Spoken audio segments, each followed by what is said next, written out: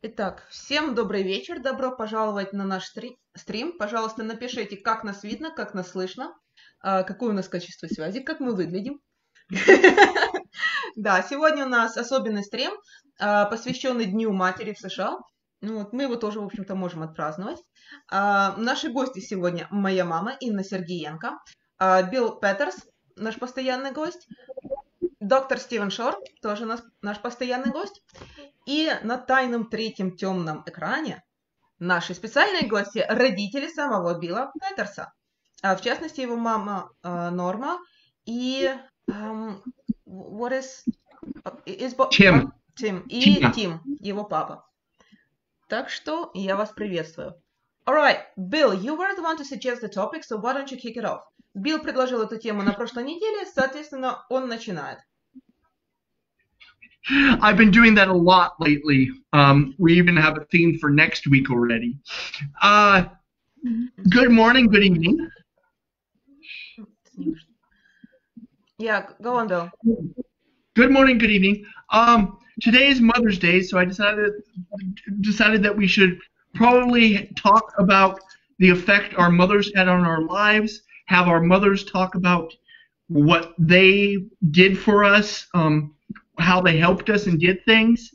And I'm glad to have my mom and dad, your mom, Stephen, have the ability to talk about his mom, even though unfortunately she cannot be here. Really, because mothers are very important in the lives of their autistics. Значит, основную тему на сегодня Билл хотел бы обозначить как эффект мам на жизнь аутистов, то есть то, как влияет мама на аутиста, на его жизнь, как сами аутисты воспринимают своих мам. И, конечно же, что очень важно, услышать мнение самих мам. Да. Как аутисты влияют на маму. Да. So mom is adding, yeah, how autistic kids affect moms themselves. Go, Stephen. All right. Well, it's a pleasure to be with you all today to celebrate what mothers contribute to us autistic people. I know that I would not be here if it weren't for the work that my mother did. So unfortunately, she's not able to join us because she passed away last year. However, I'm sure she is watching from above, and it's great to celebrate all that mothers are doing to help autistic children. Стивен очень рад, что он может провести этот день с нами, тоже принять участие в его праздновании. Это очень важная тема, и он поздравляет всех мам. К сожалению, его мама не может присоединиться, поскольку она умерла в прошлом году, но он уверен, что она наблюдает за всеми нами с неба. Окей, cool.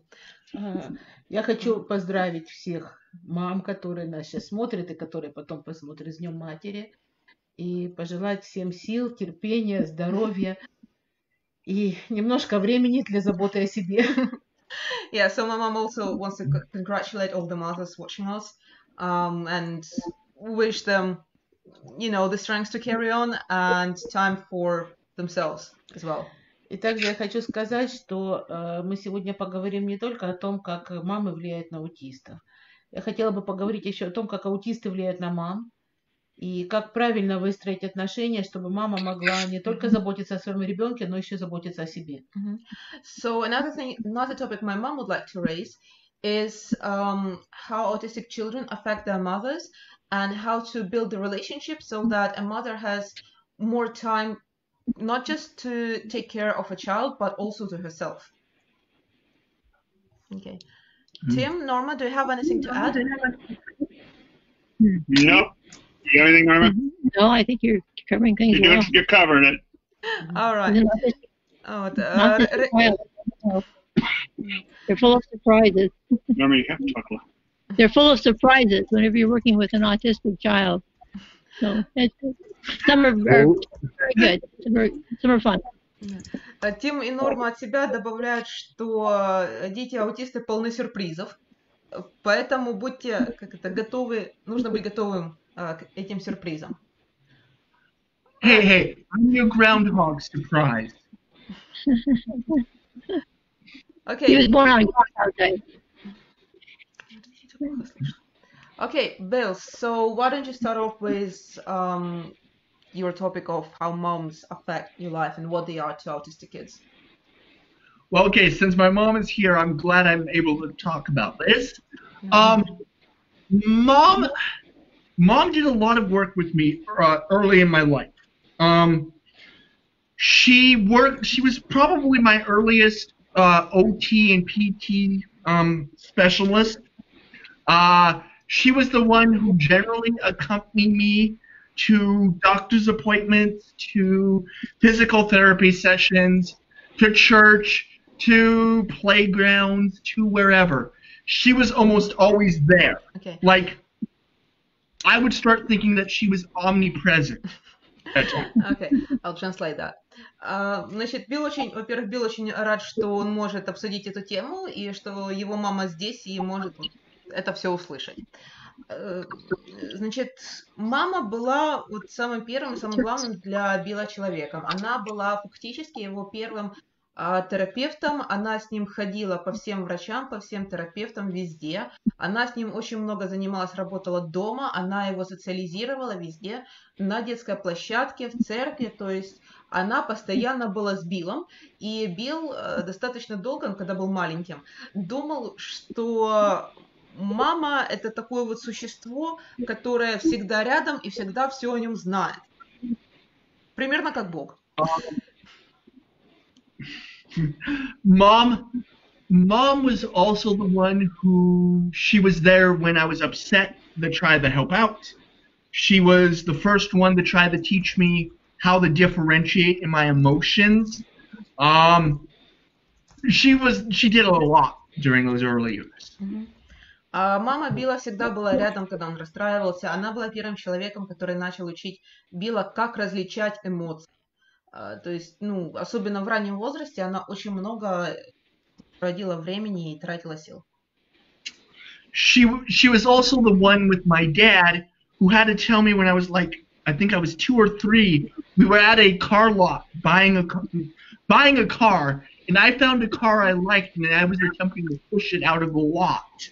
Mom had to come over and tell me, no, you can't do that. Вот. И мама Билла была первым человеком, который сказал ему, что он чего-то не может. Они покупали машину, и Билл нашел машину, которая ему нравится, и ему тогда было года 2 или 3, и он пытался вытолкнуть эту машину с парковки и забрать ее домой. Правильно. So I'll kick it. Actually, can I kick it over to my parents so they can say something? Sure. Mom and Dad, do you have anything to add? Yeah, your mother was essentially the one who went to the doctors and whatnot because she wasn't working, I was working. But one of the things I think you need to make mention of, Bill, is the fact that she taught you how to type at a very young age because your writing's so bad. Значит, Bill, let me translate that, and then we'll move on. Translate that. Yeah, I need space for translations.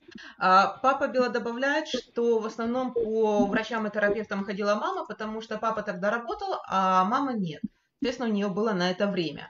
Также Тим считает очень важным добавить, что именно Норма, мама Билла, научила Билла печатать, потому что почерк у Билла был и остается ужасным, и, соответственно, это был вот такой важный навык, которому его научили. How old did he kind of school? Yeah, okay. I mean, it was surprising to the teachers that, here you got a second or third grader who knew how to type.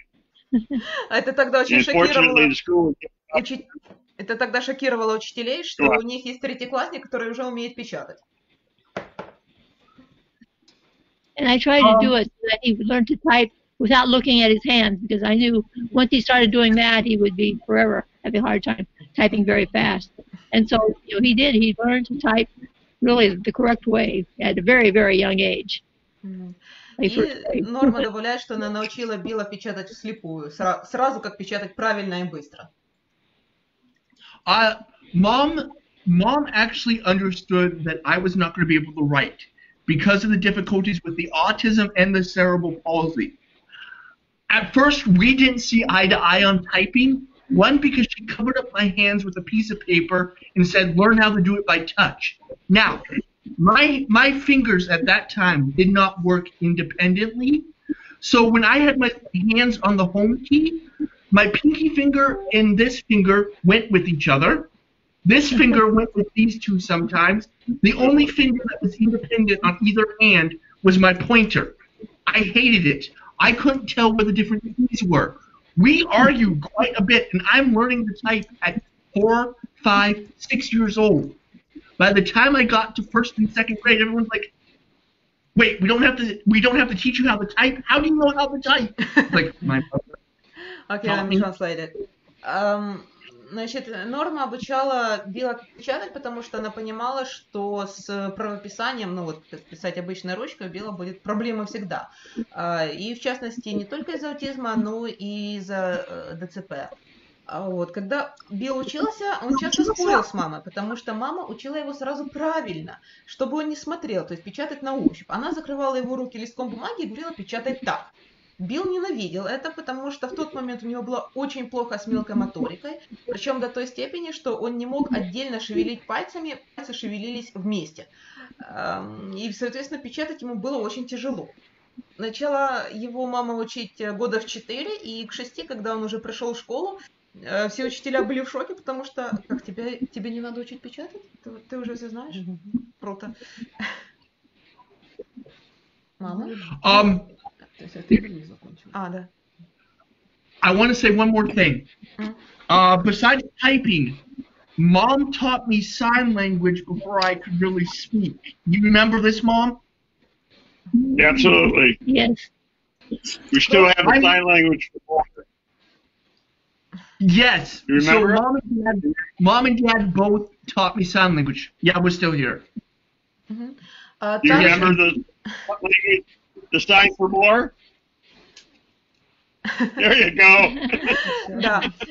Также родители Билла, ну и папа, и мама учили его жестовой речи до того, как он научился говорить. То есть Билл сначала научился жестовой речи, а потом уже у него появилась речь вербальная. So does your family still use sign language just casually, or? Once in a while. We don't use it as much as we used to. We used it when I had a bad speech impediment and when I couldn't speak at all. I had a habit once I started speaking, and my parents will laugh at this, of calling McDonald's T-Tatos. We would pass a McDonald's as a boy, and I would say, T-Tatos, T-Tatos, T-Tatos. My younger brother, who didn't have autism, caught on to that and started calling it T-Tatos as well. All right, Bill, let's get to the actual topic, back to the actual topic. Yeah. Да. Я спрашивала Билла, пользуются ли они до сих пор жестовой речью, но уже не особо. Steven, what do you have to say about mothers? Yeah, well, I would say that it was my mother, like it is for so many other mothers, who was my initial advocate and also therapist. It was she, along with... Go ahead. Стивен говорит, что так же, как и у многих других, его мама была его первым защитником, ну, правозащитником, и защитником вообще, и также его первым терапевтом по факту. It was she, along with my father, who advocated on my behalf to not be sent to an institution, but rather convince the school to take me in about a year. Его мама и папа вместе добились, чтобы школа приняла Стивена, а не отправляла его в интернат. And it was during that year that it was mostly my mother who implemented what we would today refer to as an intensive home-based early intervention program. И также мама была первым человеком, которая сделала то, что мы сейчас называем интенсивное раннее вмешательство дома. And this home-based program could be characterized as emphasizing music, movement, sensory integration, narration, and imitation. И в эту программу входили, в принципе, те же элементы, которые входят сейчас в стандартные программы. То есть это моторика, крупная, мелкая, имитация, социальные навыки, также там была музыка и движение в общем. All right, I will And it was with the work that... Идет лаг, понимаешь? It was... Yeah, sorry, I was just explaining to Mom that there is lag between you and I, so there is a bit of a pause between, you know, when I finish speaking. Oh, yeah. Yeah. So go on, Steven. Right. Oh, okay. So it was she who would advocate for me in school when that was needed, and also did a form of homeschooling. How so? Oh, and it was through my special interest. So when I was fascinated by the telescope, and we'd stay up late into the night and look up into the heavens to see what was up there. When I was interested in chemistry, my parents got me a chemistry set, and at least fortunately I didn't blow up the house. Right. То есть мама защищала интересы Стивена в школе, и также она занималась немножко домашним обучением. То есть то, что не дотягивала школа, подтягивалось дома, причем основывалось это на особых интересах Стивена. То есть что его тогда интересовало, на том и базировались дополнительные уроки дома. Ему были интересны звезды, они занимались астрономией.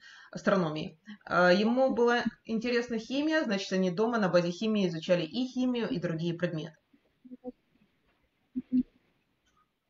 And like with Bill, it was my mother who was the one who would explain certain emotions that I might be feeling, or be able to verbalize these emotions. И так же, как со Стивеном, так же, как с Биллом, мама Стивена работала с его эмоциями, чтобы Стивен мог их различить, понять и правильно выразить. And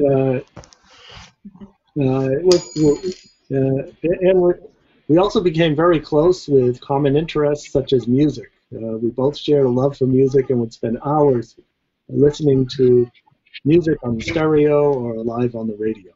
Ну и также у них был общий интерес с мамой — музыка, и это было одно из занятий, которое их очень сильно сближало. То есть они могли слушать музыку по радио, могли играть еса. And in some ways, my mother was a sort of mother figure for many children in our neighborhood, because we have many teenagers over at our house. Our house is very popular. И также мама Стивена занималась его социализацией очень интенсивно, и у них постоянно были какие-нибудь гости. So whereas they didn't feel understood, perhaps at home, they felt more understood by my mother. И он ни с кем не чувствовал себя так хорошо понятым, как со своей мамой. And it was a challenging time for her too, because in addition to having me as an autistic person, there was also my brother, who was 2 years older than I am, who was diagnosed with mild to moderate retardation and mild CP, cerebral palsy. Также ей было непросто, потому что кроме Стивена, который был аутистом, у него еще был старший брат, который его старше на 2 года, который был диагностирован с задержкой развития, средней ментальной ретардацией и легкая форма ЦП. All right. I'll kick it off to Mom. She's been waiting for a while now. Responsibility.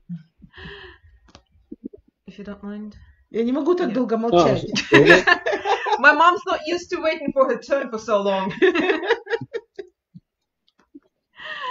Oh, okay.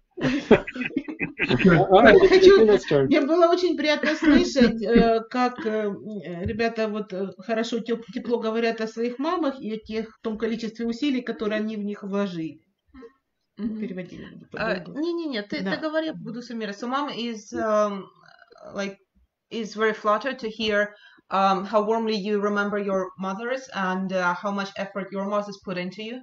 Но со стороны мам хочу сказать, что мы проходим очень сложный процесс, начиная с того момента, когда мы узнаем, что с нашим ребенком что-то не так, как с предыдущими, или он будет отличаться чем-то от всех остальных, и до принятия этого состояния. Мы проходим очень много этапов, и нам это очень трудно. So, mom is saying that it's a really hard path that moms go through from the point where they find out that their child is different from what they expected and possibly different from their previous children, to the point where they can accept that their child is different, and that's fine too. И нас никто, ну, если только мы по образованию там не педагоги, так случайно, если не получилось, то нас никто не учил, как заниматься реабилитацией особенного ребенка, что с ним делать, как правильно его воспитывать и как правильно выстраивать с ним отношения. And no one really teaches moms how to work with their kid, how to be the therapist for them, how to teach them things, how to help them along.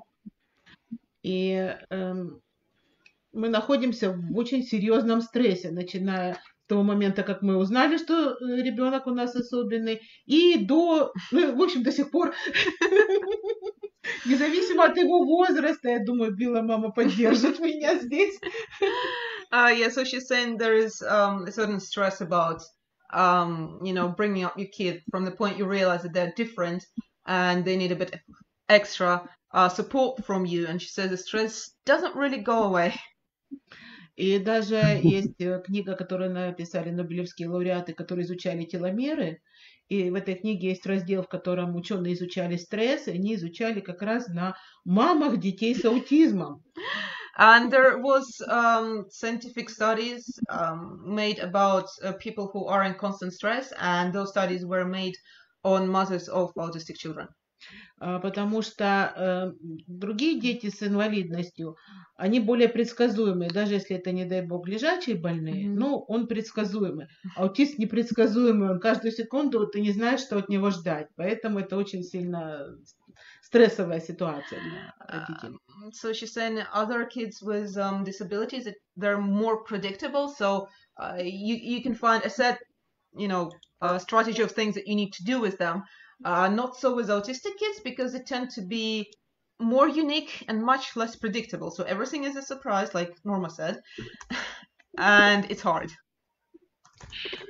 И поэтому я хотела бы, чтобы мы тут немножко поговорили о том, как вы ощущали, когда мама начинала отвоевывать себе какое-то пространство для своей жизни, потому что она не может 100% заниматься ребенком. У нее есть муж, у нее есть ее собственные какие-то потребности. Как правильно начинать этот процесс сепарации от ребенка и выстраивания границ? So what my mom wants to ask is, well, obviously a mom cannot spend 24/7 with her kid because there's other obligations. She needs her own time.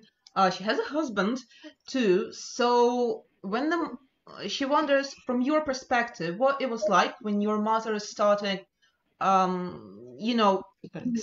separating from you a bit, setting a bit of space between you and her. And what would you suggest for other moms to smooth the process? So, at first, mom was always present.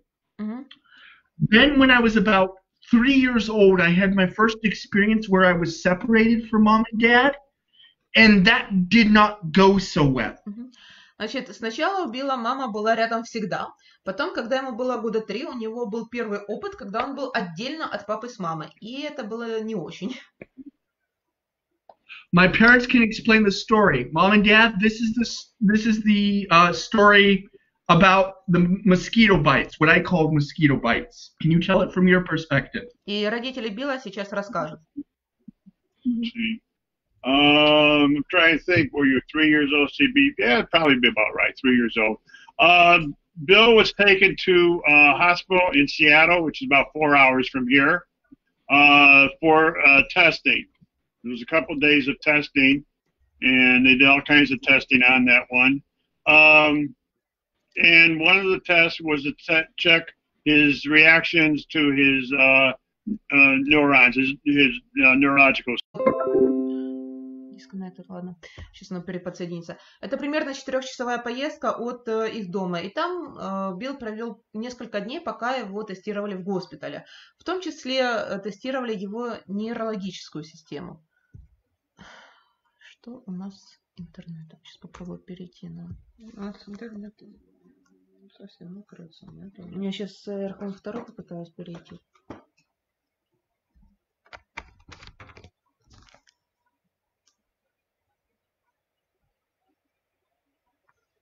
Так, connected secured. Интернет накрылся.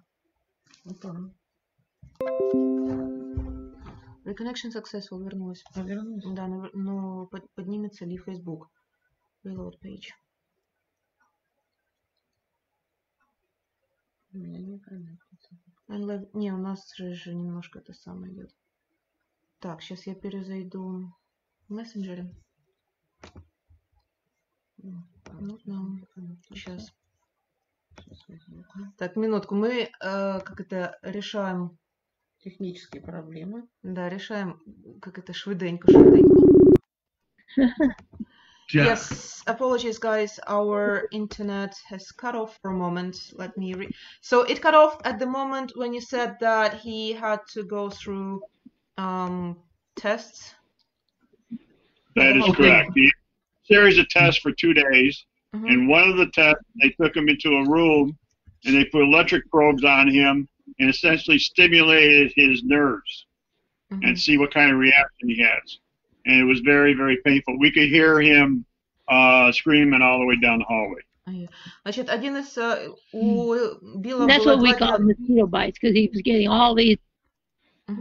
У Билла было 2 дня тестирования. Один из тестов был, когда к нему подключили электроды и тестировали, как его нервная система будет реагировать. Его родители должны были остаться снаружи кабинета, и они слышали, как Билл кричит.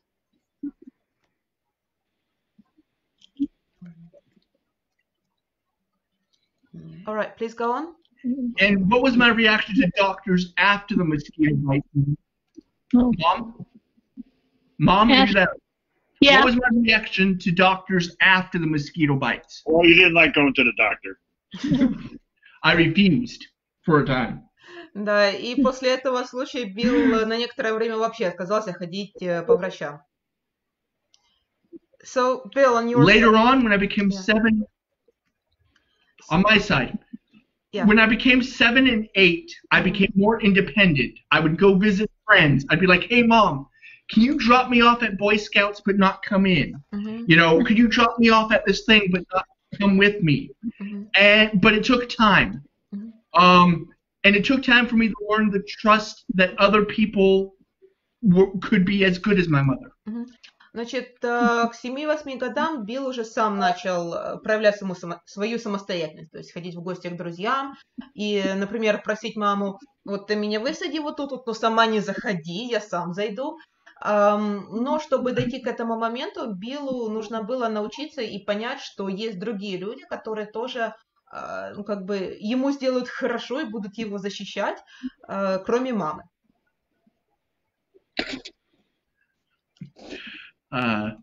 Steven, what about your separation from mom?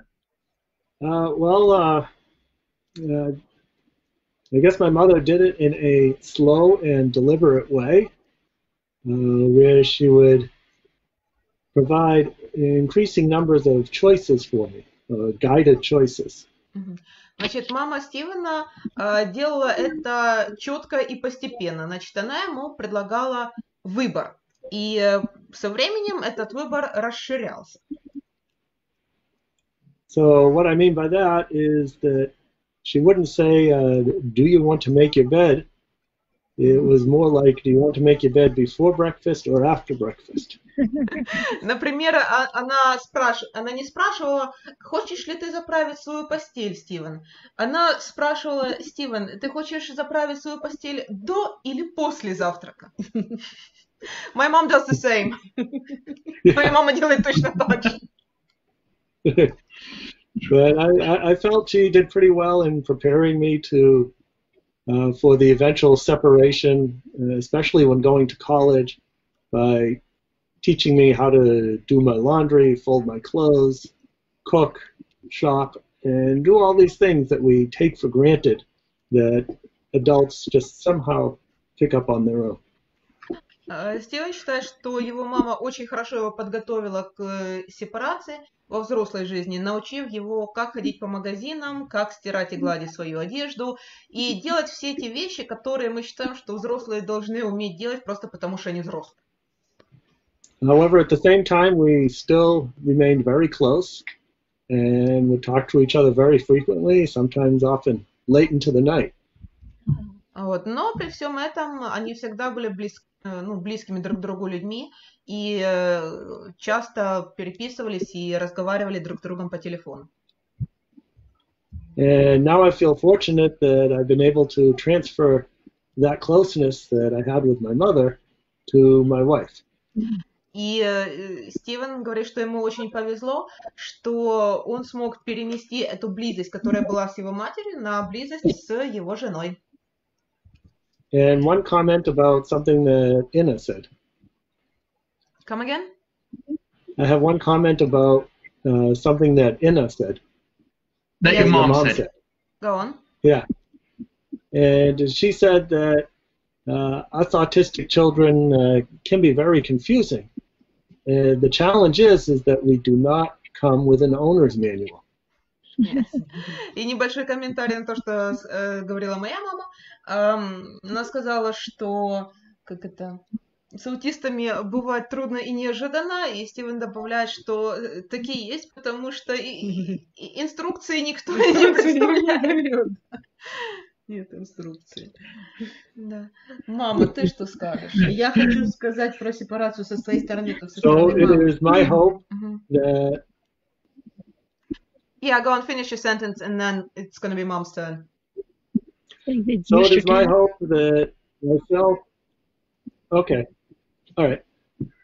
So it is my hope that I can, along with Bill and with other autistic people, can fill in some of the blanks to help mothers and others understand what we're going through and how to support. И Стивен надеется, что он вместе с Биллом и другими аутистами смогут, ну, если не написать мануал, то хотя бы какие-то подсказочки для родителей, чтобы они поняли, через что проходят их дети и как им можно помочь. Со своей стороны про сепарацию хочу сказать, что мне тоже это очень сложно. Каждой маме очень сложно, потому что ребенок особенный, мы боимся, что его будут обижать другие дети. Ну, мы боимся за все на свете, я даже не буду перечислять все страхи, за что мы еще боимся. Переведи. Yeah, so mom says that separation from parents' side is also really hard because there's so many fears. Like, how are other people going to treat our child? How is the child going to manage with things? How are they going to cross the road?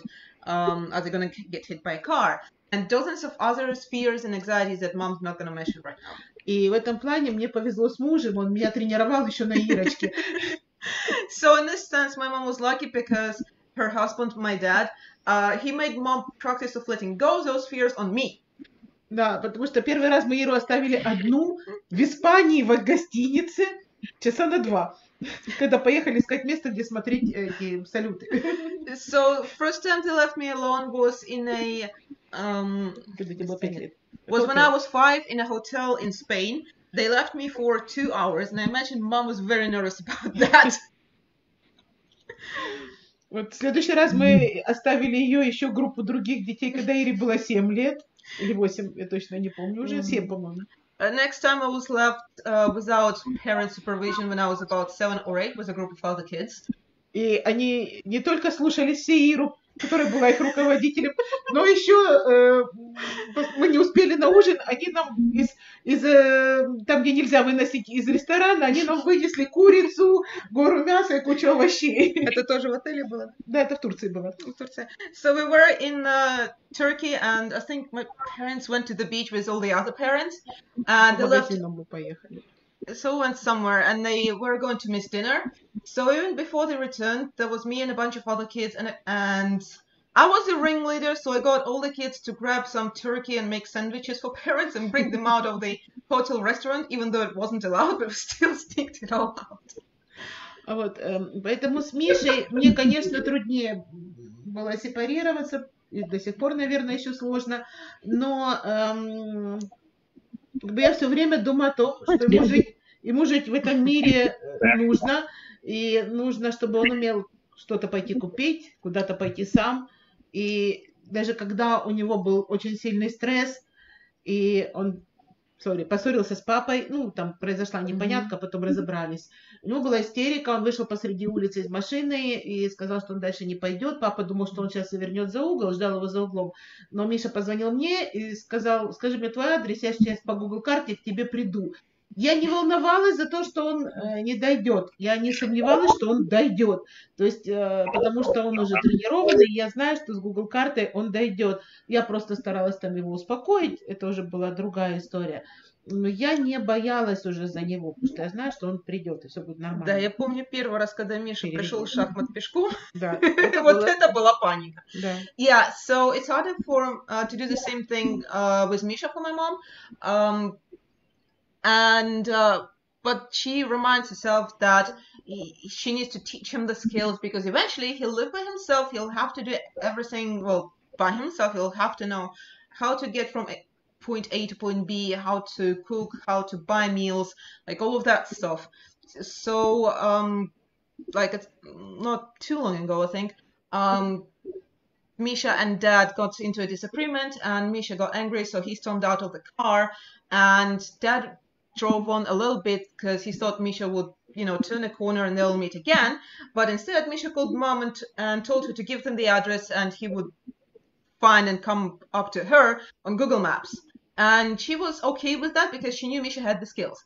But first time Misha went anywhere by himself, the whole family was in a panic, because he was supposed to have his chess thing, and Dad was a bit late in picking him up. It's not too far from our home, but basically I'm the only one at home, and then Misha rings the doorbell, and I'm like, where is everyone else? And he's just like, well, I walked here. I'm like, all right, we've never done that before. So I call Mom, and I'm like, in case you were searching for Misha, he is now home. Turns out Dad's been searching for him for the last 15 minutes, driving all around the area. So yeah, first time Misha walked somewhere by himself, it was a family panic. Now I'm gonna translate it into Russian. И давай я переведу историю на русском, потому что ты же не рассказала, как Мишка первый раз из шахмат вернулся. Я сейчас еще добавлю, сейчас расскажу про шахмат. Миша терялся несколько раз на горе, когда мы катались на лыжах, но каждый раз он возвращался. Причем возвращался сам. И даже когда он был очень маленький, ему было 6 лет, и он совсем еще не знал английский язык, знал всего несколько слов, он еще плохо тогда говорил, и мы были в Англии, там в одном доме, мы уснули с Сережей, мы устали с дороги и задремали, а он не нашел нас в большом доме, вышел во двор, но двор закрытый, загороженный, там ворота, то есть выйти он не мог, но он искал помощи, и там были соседские дети за забором. И он начал с ними говорить, но уже вышел Сережа, увидел его, что он с ними говорит. И он им говорил, мазы, фазы, то есть он не мог еще сказать предложение, но и уже ребята поняли, что что-то не так, и начали перелазить к нам. То есть даже вот в таком состоянии он мог договориться и обозначить проблему, даже не зная языка. Поэтому я за него волнуюсь в этом плане. So Misha was always great at getting the point across. So when we were in England staying in a private house with like fenced off area, Mom and Dad fell asleep because they were tired from the trip, and it was a pretty big house, so Misha couldn't find them in the house. So he went outside. He found some neighbors' kids playing outside, and he started talking to them. At that point, he knew a few English words and nothing else. So he started trying to communicate to them that he was looking for his mom and dad.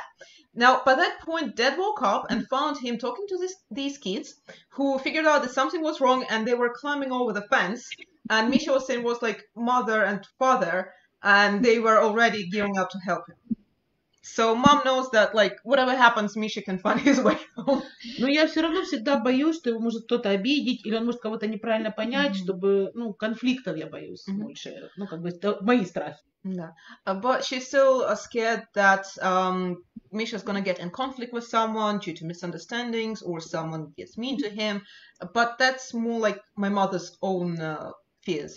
А каждый раз, когда он выходит в магазин по соседству, я нервничаю. Я ничего не говорю, я его отпускаю, но очень сильно нервничаю. Basically, mom gets anxious every time Misha leaves home to go, like, and buy some stuff at the supermarket. She doesn't say anything and does her best not to show it, but she's anxious anyway. И я вот честно не знаю, как родители Билла его отпустили в Украину. She has no idea how your parents, Bill, allowed you to go to Ukraine. Подожди, а меня как ты в Англию отпустил? Где было аутистом.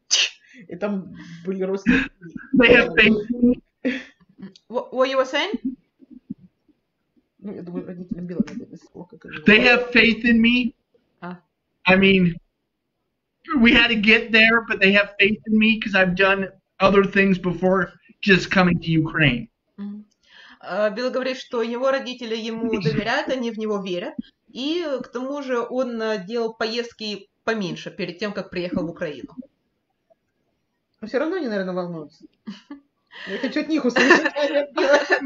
Tim, Norma, are you worried about Bill being over here, or are you totally cool? Let's just say we pray a lot. Come again? Let's just say we pray a lot. Да, они They волнуются. pray a lot. Они много молятся за него. That sounds about right.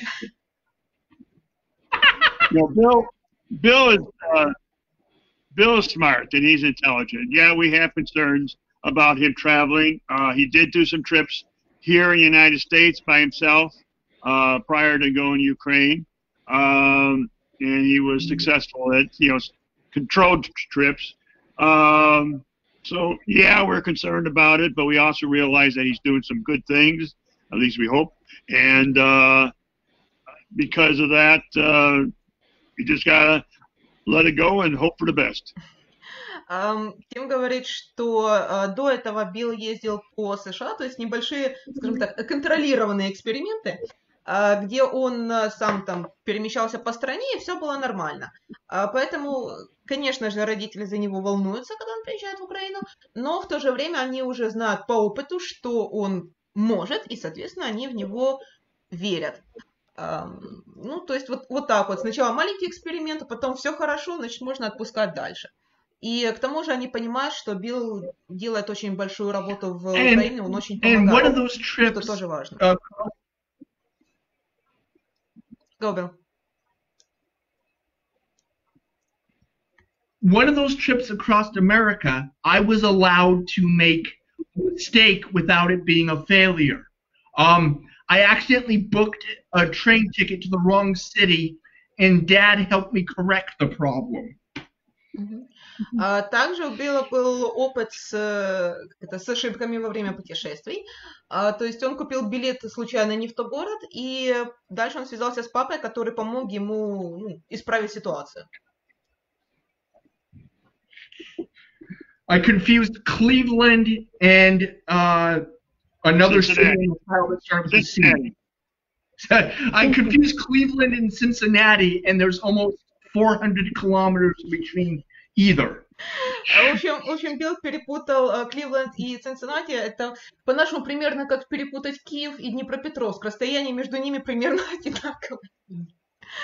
Вот, в общем, около 400 километров не в ту сторону. Или в Киеве.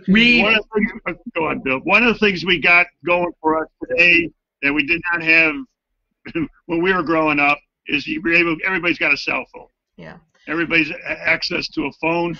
You could get home, and Bill has the right to call me at any time, day or night. Тим добавляет, что наличие у всех мобильных телефонов очень помогает справиться с волнением, потому что все знают, если что, дети могут позвонить. Okay. Так, может, я посмотрю на... I'm still not sure how my mom's mom dealt with him being in Jamaica for 6 months. You're in Jamaica. Yeah. Yeah, there would be an example. I mean, she went to Jamaica for 6 months, and you know there was no phone contact, but she was at least in a program where you know she could make a contact with.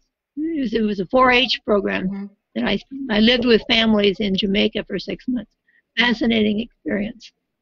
Да. Мама Билла в какой-то момент должна была уехать на полгода в Ямайку, там по программе обмена. So how did you deal with Bill being so far away and basically out of contact? I prayed a lot. Well, the Jamaica thing occurred long before she got married. She was about 20. Вот, Ямайка, поездка на Ямайку была задолго до появления телефонов в свободном доступе, вот, поэтому Норма говорит, что она очень много за Билла молилась. Okay, shall we start with the questions? I call them at least once a week. Вот, и, Sure. Да, Билл добавляет, что сейчас он звонит своим родителям как минимум раз в неделю. Итак, первый вопрос у нас от Эрлинде Барамео. Что бы вы посоветовали мамам, чтобы они могли найти время для себя и перезарядить свои батарейки? So I'm gonna fling the question first at my mom, and then everyone else, if you don't mind. Я первая, хорошо. Сейчас я перейду вопрос на английский, потом будешь говорить. So the question was, what would you advise moms to do so they can also take time off and recharge? So my mom goes first. Мне было очень трудно этот момент, потому что изначально я настолько боялась за Мишу, что боялась его доверить даже собственному мужу. So it was really hard for my mom because initially she was so anxious about Misha and Misha's safety that she couldn't even trust him to her own husband. Мне казалось, что он за ним так не проследит, и Миша будет плакать, и он его не поймет, что-нибудь еще ужасное случится. She would always imagine some awful scenarios where Dad and Misha would misunderstand each other, and Misha would start crying, and everything would be horrible. И мне очень помогла моя подруга, которая меня спросила, что самое ужасное может случиться? So what helped was one of her friends asking, well, really, what's the worst that could happen? Я говорю, Миша будет плакать. Она говорит, хорошо, что сделать Сережа? Она говорю, возьмет его там, либо покормит, либо привезет домой. Она говорит, и что? Что он сделает в следующий раз? Я говорю, в следующий раз нужно позаботиться, чтобы Миша не плакал. И тут я сама себе ответила, что я делаю. So mom, like, what's the worst that could happen? Mom, like, well, Misha's gonna cry. Yeah, and what's your husband gonna do? Well, he'll either hug him or feed him or bring him home. And then what? Well, like, what happens when Misha starts crying with your husband next time? Like, well, he'll probably avoid the situation, and that was it. So my mom realized that it wasn't actually all that bad. Вот с тех пор у меня появились выходные. From that point on, she started having days off.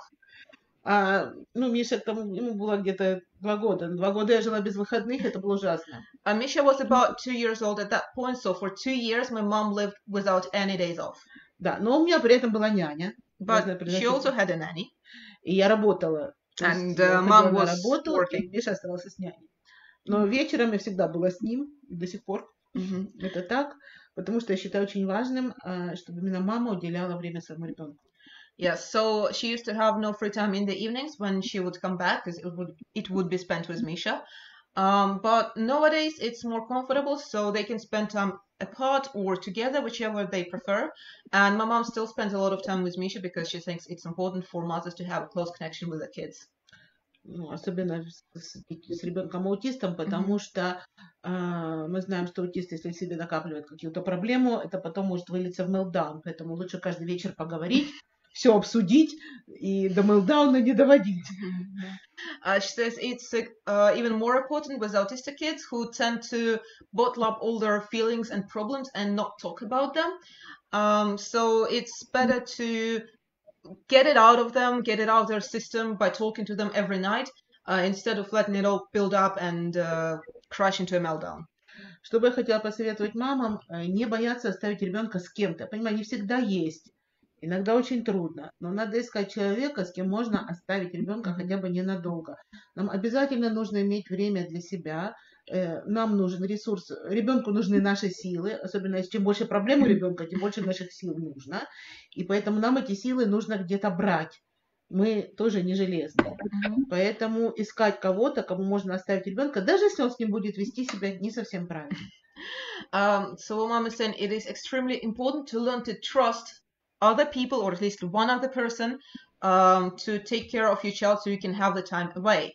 Not everyone has the ability to, but usually someone can be found, and it's vital because the more effort the child requires, the more energy a mother needs to satisfy that requirement and to really be able to help that child, because a burnt out mother, she can't help herself and she cannot help her child. There's no energy. Ну, у меня все, передаю слово. Yes. Norma, do you have any advice for the moms who want to find some time to take off and recharge? She belonged to a babysitting co-op when Bill was young. Yeah. These were people from our church who essentially traded time. You know, you take my kid for 2 hours and I'll take your kid for 2 hours type thing. And that worked out pretty good. That is interesting. I don't think we have that system. Let me translate that. Значит, мама Билла, она являлась частью, скажем так, группы нянек. То есть у них в церкви все друг друга хорошо знали. И поэтому они обменивались временем. Например, я вот сегодня 2 часа возьму твоего ребенка к себе, с ним посижу, а ты завтра на пару часов возьмешь моего ребенка. Что, по-моему, достаточно хорошая система, особенно для тех, у кого есть какое-то вот сообщество, которому они доверяют. И вот в семье Билла это работало достаточно хорошо. Go, Bill. There's also the fact that when we visited mom's relatives, mom is one of 14 children. There was always cousins to be with, or the uncle, or the aunt, or someone related to us. Также у Билла большая семья. Его мама одна из 14 детей. Поэтому, когда они приезжали в гости к родственникам, всегда был какой-нибудь кузен, дядя, дедушка. Ну, в общем, там, наверное, длинный список того, кто там был. Да, с кем можно было оставить ребенка, и это все были родственники, поэтому, естественно, к ним было доверие. All right. And I would go to Sunday school or activities, and mom would have time to herself as well. Также, когда Билл ходил в воскресную школу или какие-то клубные занятия, вот это было тоже время маме на себя. Steven, do you have anything to add? What about you, Stephen? What did your mother do too? Yeah, I certainly do. As an example of my mother's slow transition to out of the house, sometimes during, I think it even started in middle school, my mother would say, take a few days off of school and go with your sister to college and hang out with her for a while. Interesting. Значит, как часть подготовки... Maybe she would get a nice break. Okay, I'll translate. Значит, and как... it would be a slow transition to college. Okay, cool. Let me translate that. Go ahead. Steven, please let me translate before you say too much that I can remember. Значит, как часть подготовки Стивена ко взрослой жизни, полной сепарации, его мама, начиная где-то со старшей школы, ну, средняя школа, это где-то 7-8 класс, скажем так, начиная с 7 класса, она говорила Стивену, значит, ты несколько дней не ходишь в школу, ты идешь в колледж вместе со своей сестрой. И таким образом Стивен, это был такой очень плавный переход и подготовка Стивена к тому, что он тоже пойдет в колледж. Там он мог, ну, естественно, посмотреть, как все происходит в колледже. Go on, Steven.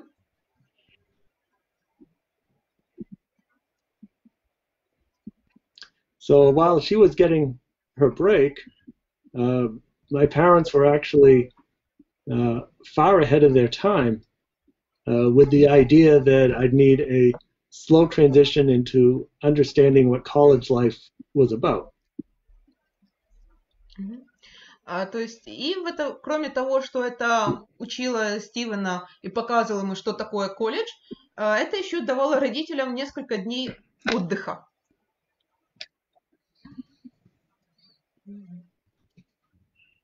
And once, the first time I visited my sister at college, I knew that was where I needed to go after getting out of what I thought was a horrible grade school situation. После первого визита в колледж со своей сестрой Стивен понял, что ему, как только он выберется из этой ужасной, жуткой вещи, которая называется школа, он идет в колледж. Я тоже не любила школу. Мне в институте больше нравилось. Even Mom comments that she hated school too and felt much better in university. Oh, good, yes. As I tell many autistic people who are having a hard time in grade school, I say if you can just hold on for a few more years, it gets much better in college. Стивен многим аутистам говорит, которых проблемы в школе, которые школу ненавидят. Он говорит, чувак, подожди, вот выдержи еще несколько лет, в колледже будет шикарно. Да, будет лучше. You were saying your mom... Yes. However, it is part of a mother's job description to worry about their children. Ну, это часть работы мамы волноваться за ребенка. Да. Я хочу еще добавить. And even as late as last year, before my mother passed away, she was still worried about my traveling to Russia and China and any one of the other 51 countries that I traveled to talking about autism. И мама Стивена волновалась о нем вот до своего последнего дня, несмотря на то, что Стивен очень опытный спикер и путешественник, он очень много путешествует, он уже в 51 стране давал свои лекции про аутизм, и она все равно про него волновалась. All right, I'll give my mom the word now. Я хочу еще добавить, что когда мы начинаем выделять себе время, мы должны ребенку объяснить, что происходит, не забыть, аутисту нашему. Потому что если для него это происходит первый раз, будет непонятно. Если он не приучен к тому, что мама периодически уходит, так как наш Миша, потому что я работала, он был приучен, что мама уходит. То другой ребенок, который все время с мамой, то вдруг мама уходит, для него это может быть тоже очень сильно стрессовая ситуация. Поэтому желательно сделать какую-то социальную историю, объяснить ему причину, почему мама уходит, почему маме надо отдохнуть, какая мама будет. У меня под это есть история, как-то мы отдыхали вместе с семьей моего брата. Я переведу этот кусочек. У нас все любят поговорить. Yeah, so mom is also saying that if a child is used to their mom being around all the time, you need to explain it to them that mom won't be gone forever. Mom needs a little bit of rest before she can come back. So just explain the situation as much as the kid can understand and in a way the kid understands best, so that they're not left wondering what in the world is going on and why is mom going away. Как-то у меня была такая история, мы отдыхали с семьей моего брата, и там была моя племянница, ей было тогда 3 или 4 годика, точно сейчас уже не помню, и она была очень-очень привязана к своей маме. И очень не любила, когда мама... Она не аутистка, обычный ребенок, но очень привязанный к маме. Она не любила, когда мама куда-то уходит. So, mom has a story when we were with my uncle's family, somewhere in summertime. My mom's niece was, 2-3 years old? 3-4. Yeah, 3-4 years old, and she was very attached to her own mother and really hated when her mom would leave anywhere. Ее мама пошла поплавать в море, а я стала с ней сидеть на берегу. И я слышу, как она сидит, повторяет: «Мама будет кислая, мама будет кислая». Как я не пыталась спросить, что это значит, она мне не отвечала, она только сидела и как сама себе говорила: «Мама будет кислая». So, when Denise's mom went for a swim, leaving her daughter on the shore, the kid was sitting there and she was saying to herself, "Mom will be sour. Mommy will be sour." And my mom tried to get what she meant by that, but she didn't answer. И когда мама пришла, Вот, и я спросила, что это означает. Да. Она сказала, что они просто так и объяснили, что если мама не будет купаться, мама будет кислая. Ну, у нее будет настроение. So when Anissa's mom returned, my mom asked, like, what's this whole sour business? And the reply was that the way they explain to their kid why the mom needs to go for a swim is that if she doesn't, she will get sour. So, like, her mood will sour. Выражение просто кислое. Это есть. Вот поэтому ребенку нужно объяснение, почему мама уходит, и что мама будет лучше, когда она вернется. So basically what my mom is saying is that kids need explanations, and especially they need to know that their moms will feel better when they return. Также следует быть осторожным с парикмахерскими, потому что изменение прически, вида, цвета очень сильно может вызвать реакцию у ребенка с аутизмом.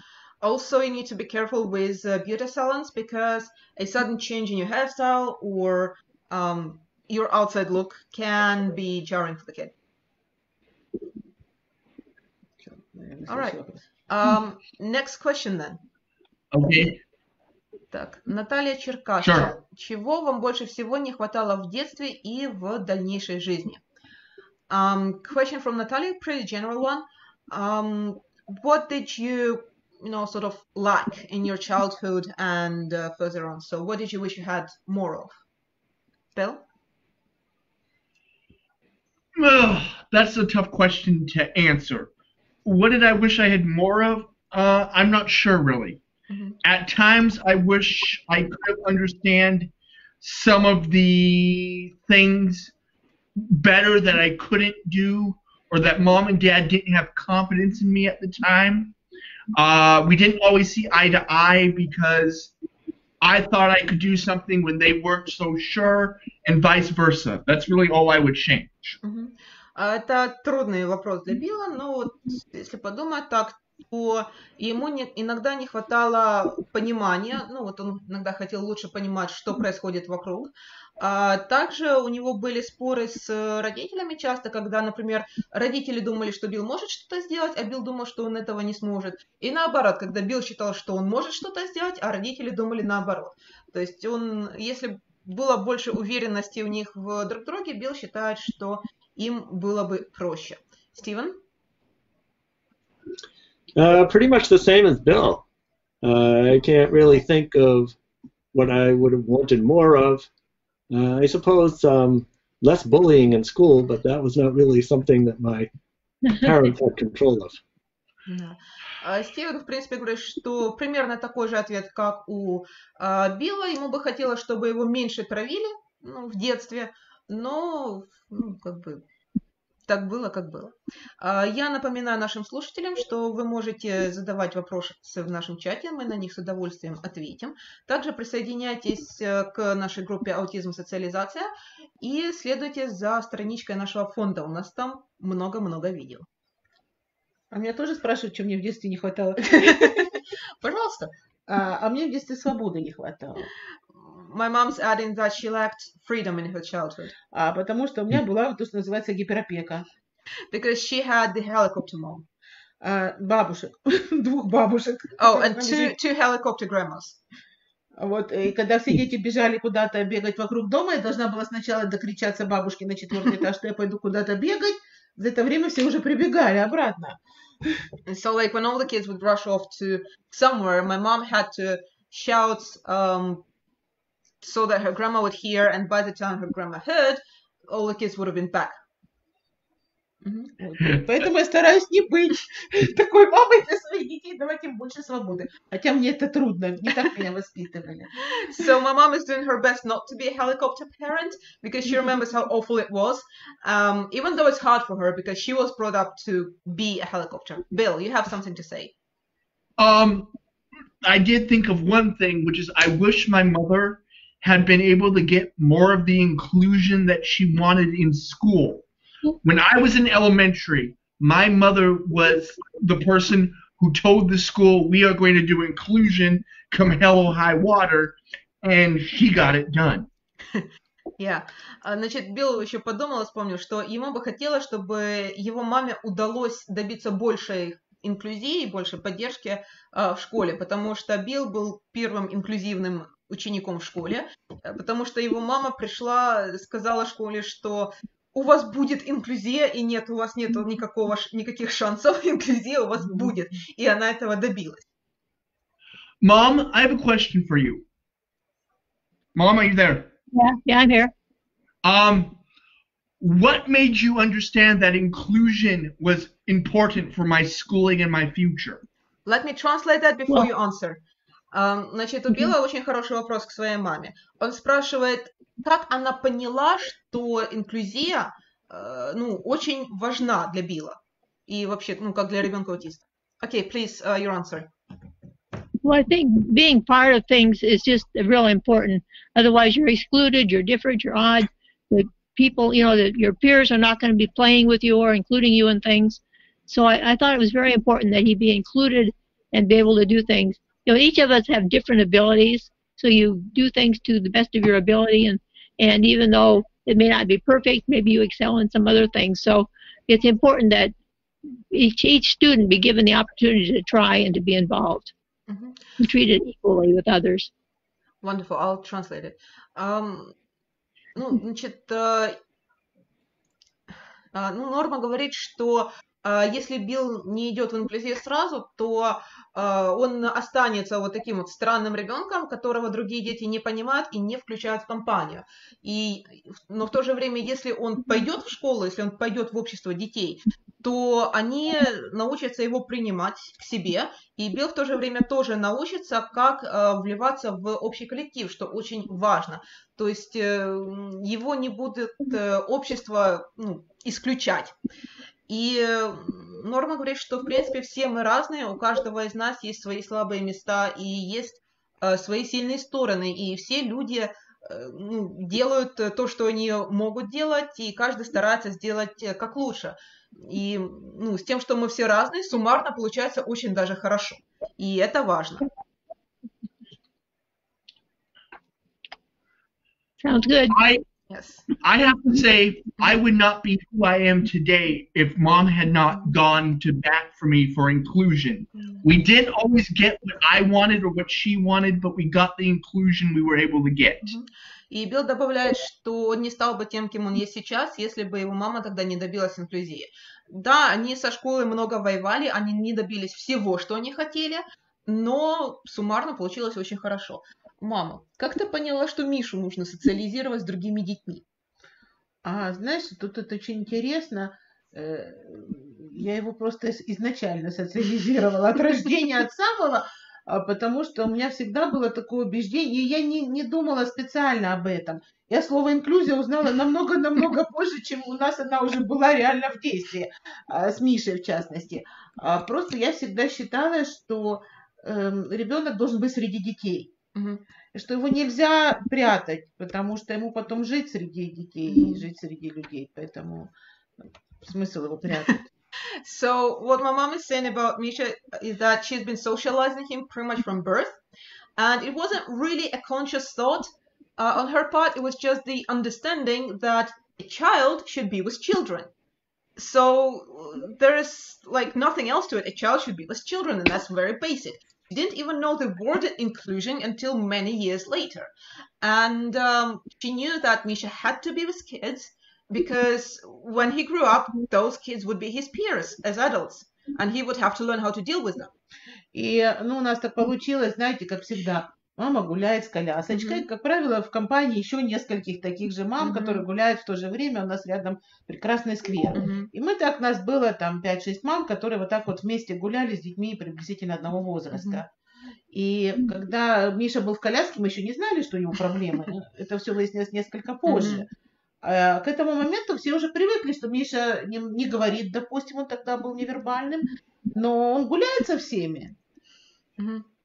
So another thing that happened is that in the park, while Misha was still a complete baby in his baby pram, my mom would walk around the park, and obviously she would meet the other moms who would be doing the same, and they got talking and build a little community. The thing with mom who are all out there with their kids. So it was a nice and slow transition because even before we knew that Misha was autistic, and before anyone else in the park knew about it, they just kind of got used to him. Well, okay, like he doesn't talk, but he's still like, he's been with our kids for the last 3 years, so what difference does it make?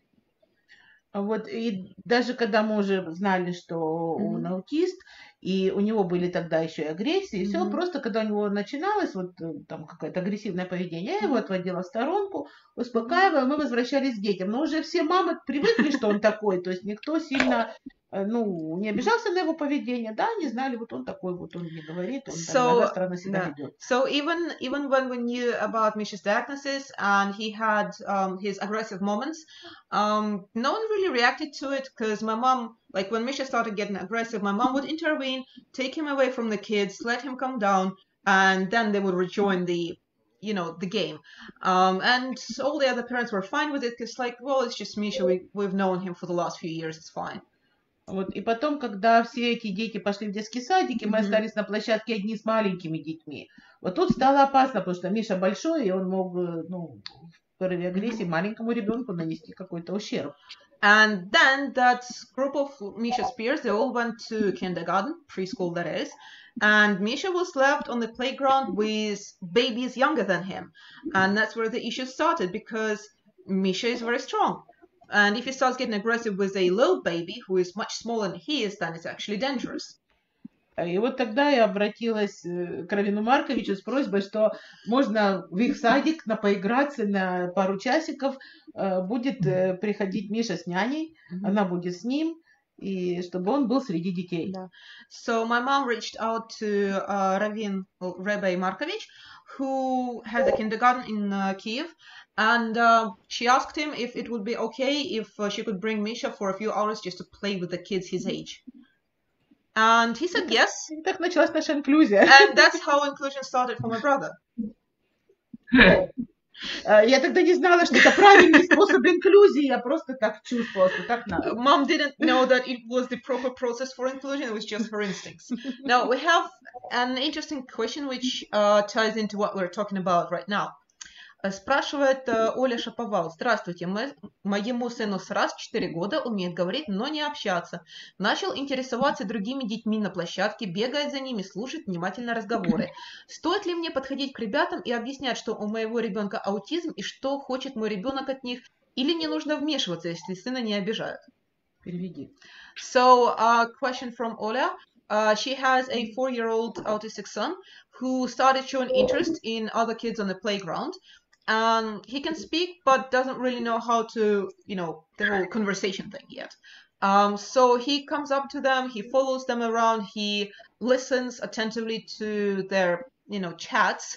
And she's wondering if she should come up and explain to the kids what he wants and that he's autistic when they're pretty amicable. Well, they're pretty nice towards him. So my mom will start off, and then you guys. То, что ребенок интересуется другими детьми, это хорошо. То, что он ходит их слушает, он собирает базу данных, как с ними общаться. So first things first, the fact that your kid that the kid is interested in other kids is great, and the fact that he's following them around, he's collecting the database of behaviors. Мы учили Мишу тоже общаться, он был всегда тоже интересовался и хотел общаться с другими детьми, но ему было очень трудно, потому что он вообще был невербальный вначале, а потом он тоже очень плохо говорил и вел себя, соответственно, как ребенок намного-много младше своего возраста. So Misha was also always interested in other kids, but he was nonverbal, so that was a problem, and then he started speaking but still had trouble with communicating, so he behaved like a child who is younger. It also didn't help that Misha is tall and he was always looked older because of his height.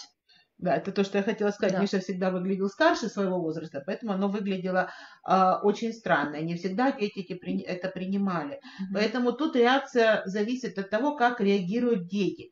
Если дети настроены доброжелательно и его не обижают, то я бы не вмешивалась, потому что очень важно, чтобы он сам учился. Но при этом дома я бы его учила, как выстраивать коммуникационные акты с детьми. Например, мы Мишу вначале учили, что нужно подойти и сказать: «Привет, можно с тобой поиграть». «Привет, меня зовут Миша». Да, «Привет, меня зовут Миша, можно ли с вами поиграть?» Да?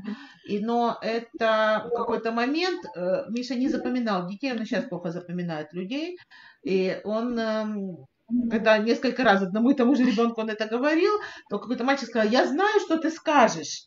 Ты сейчас скажешь: привет, меня зовут Миша, давай играть. Тогда мы стали его учить, что можно просто говорить привет и уже не представляться. So what mom is saying is that if kids are good towards the autistic kid, then don't get involved, because the autistic child needs to have experiences by themselves. They need to have the chance to observe and learn, especially if the other kids are nice towards them. But also at home, you can practice the social skills. So we, for example, taught Misha how to introduce himself and basically, hi, my name is Misha. I'd like to, can we play together? But he started using it with everyone, even kids he's met before. So at some point we had to teach him that you don't need to introduce yourself. You can just ask to join in on the game. Но бывали случаи, когда дети, я видела, то есть надо смотреть, как дети играют с вашим ребенком. Потому что как-то мы были там в ресторане на детской площадке, и там были дети постарше, и Миша с ними вначале бегал, а потом я видела, что они начали играть весьма такую агрессивную игру, там с ударами. И я там подозвала мальчика одного и говорю: что это у вас там за игра такая? Почему вы там его обижаете? Потому что они начали... Я видела, потому что они начали издеваться над ним. А вот он как маленький. Я говорю: послушай, тебе 9 лет. Говорю: он только выглядит большим. Ему 6 лет. Он намного тебя младше. Он еще так просто не понимает, как ты. Говорю: поэтому, давай, соответственно, меняй игру. То есть, они уже увидели, что я стою, так они немножко перестали. То есть, надо еще следить и чуть-чуть подруливать. Я старалась не оперировать диагнозом, детям это непонятно.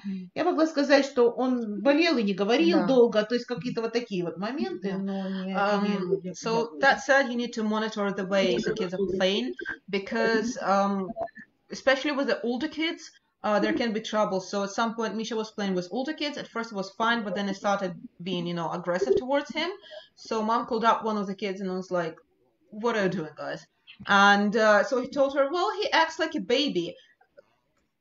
So the kid was like 9 or 10 years old, and he thought Misha was the same age. So mama had to explain that Misha looks 9 years old because he's told that he's actually 6. So you better stop doing what you're doing right now. And yeah, that worked. In general, my mom avoids saying the word autism because kids don't understand that.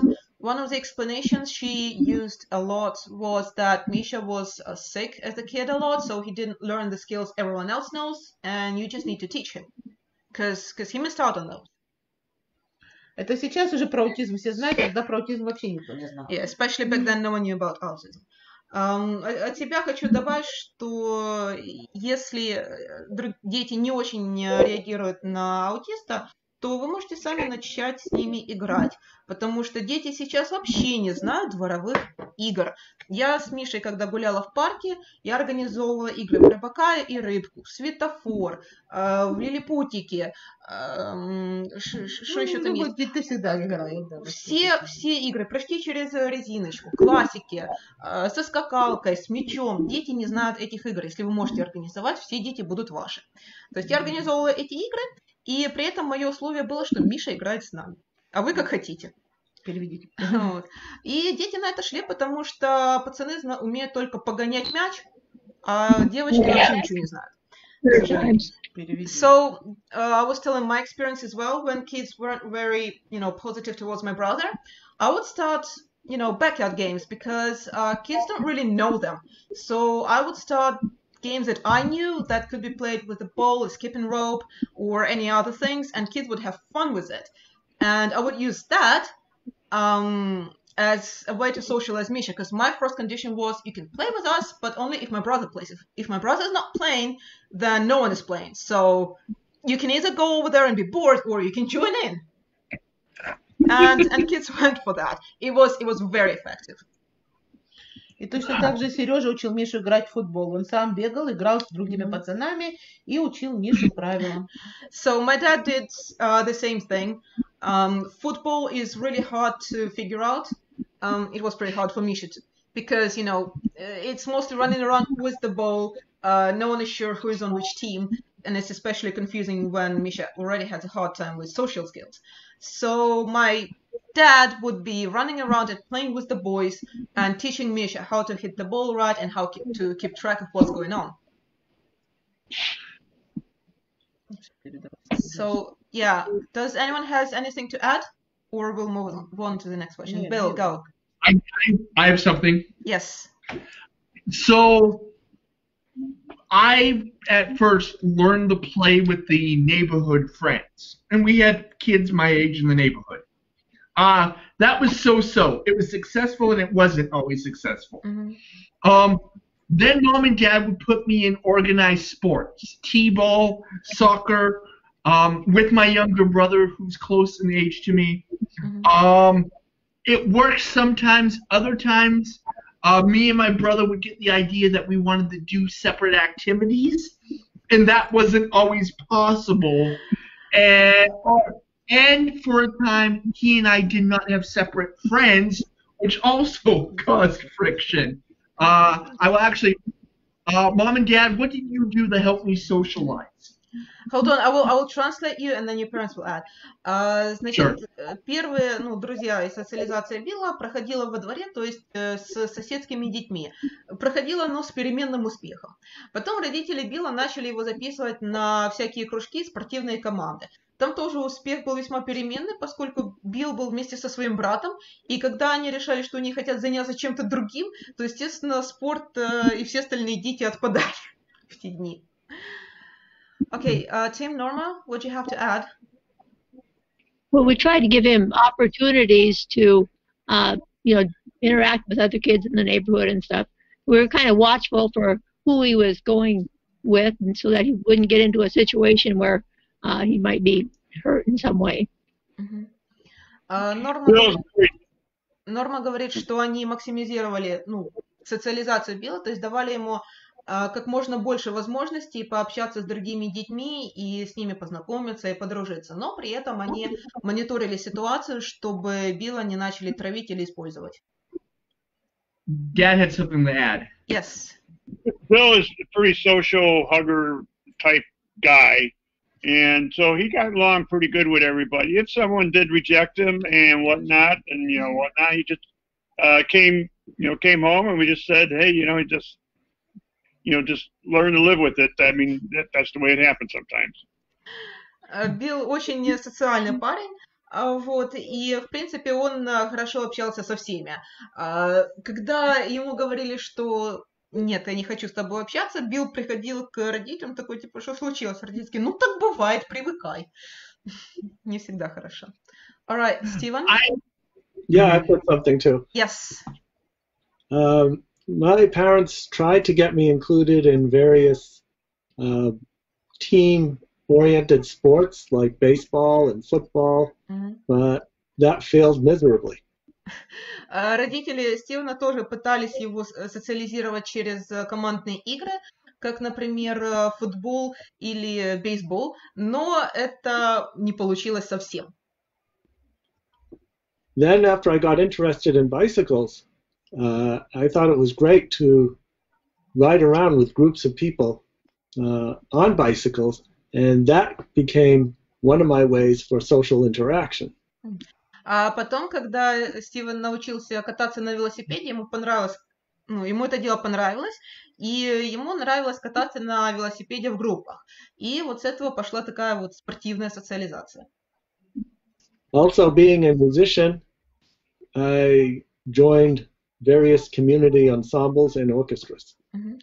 Ну и, конечно же, Стивен любит музыку, поэтому он всегда являлся частью всяких ансамблей, групп и всего такого, связанного с музыкой. So it was then that my parents realized that I needed to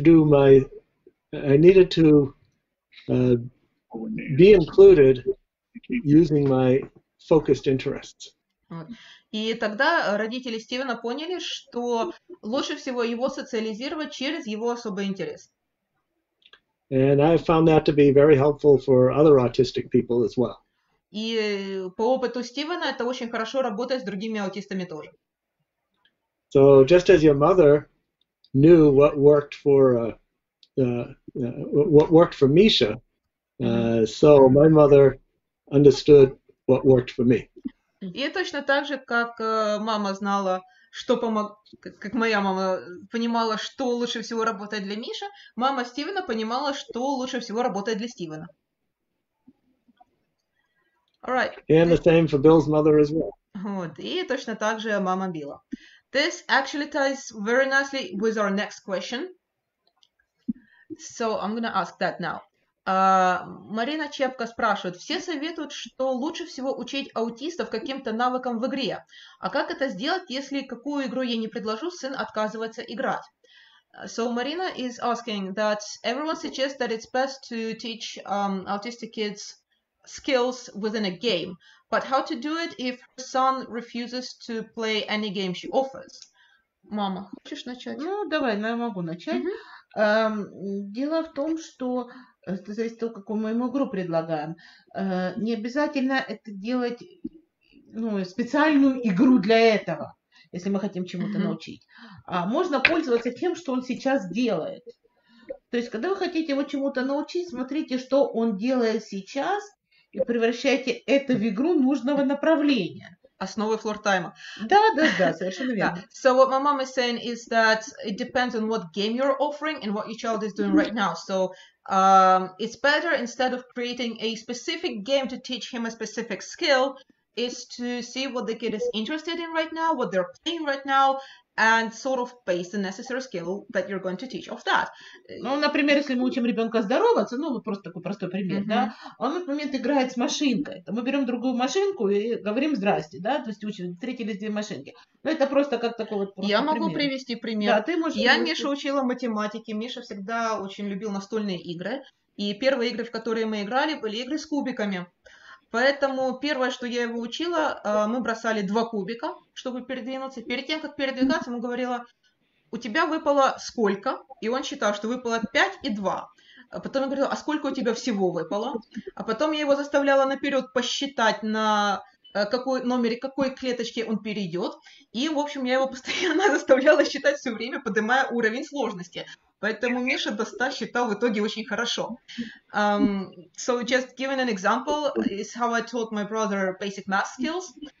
Is that he always loved board games, so we would play the ones with dice. And we would throw the dice and would ask, what's the number on your dice? And that's how he learned to count to 12. And then I would make him, because we had games which are numbered like snakes and ladders, where it's numbered from 1 to 100. And I would make him count where his player thing would go to. And then he would count it on the deck, and then I would cover it up, and he would have to count it on his fingers or in his mind. I kept making it harder. In the end, Misha's pretty good at counting within 100.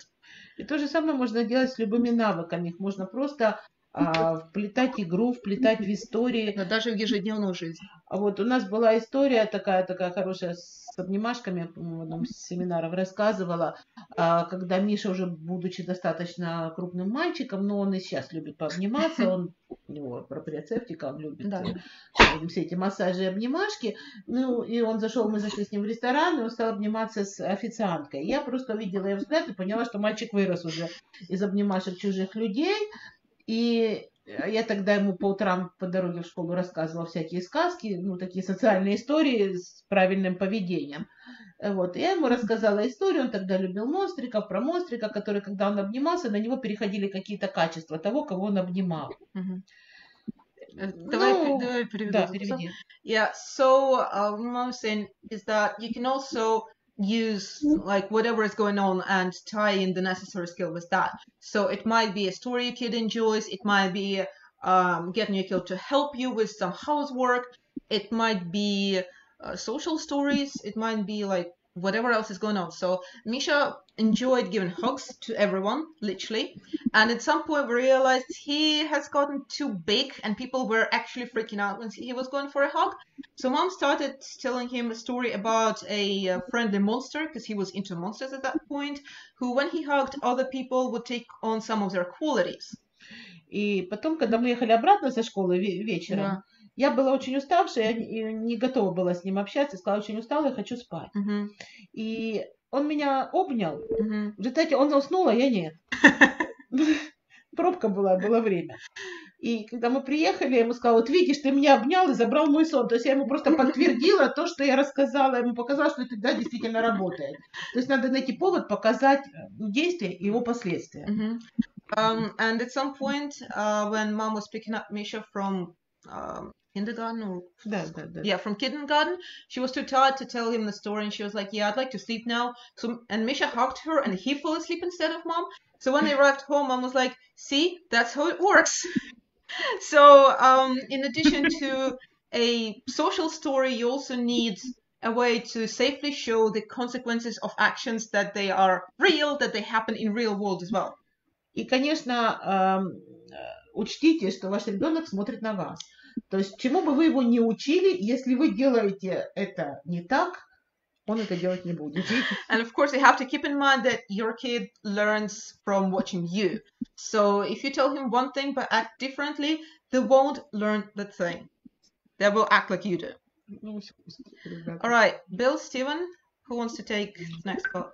Well, I'll take this one. Go for it. As your mom said, it's so important to start from where the child is. And that is, if he's doing something that's interesting to him, work with that. And like with what you said, you were throwing dice. You started mathematics by noting the numbers on the dice. And that's actually probably the only way we will learn, is if you start where we are and then move to where we need to go.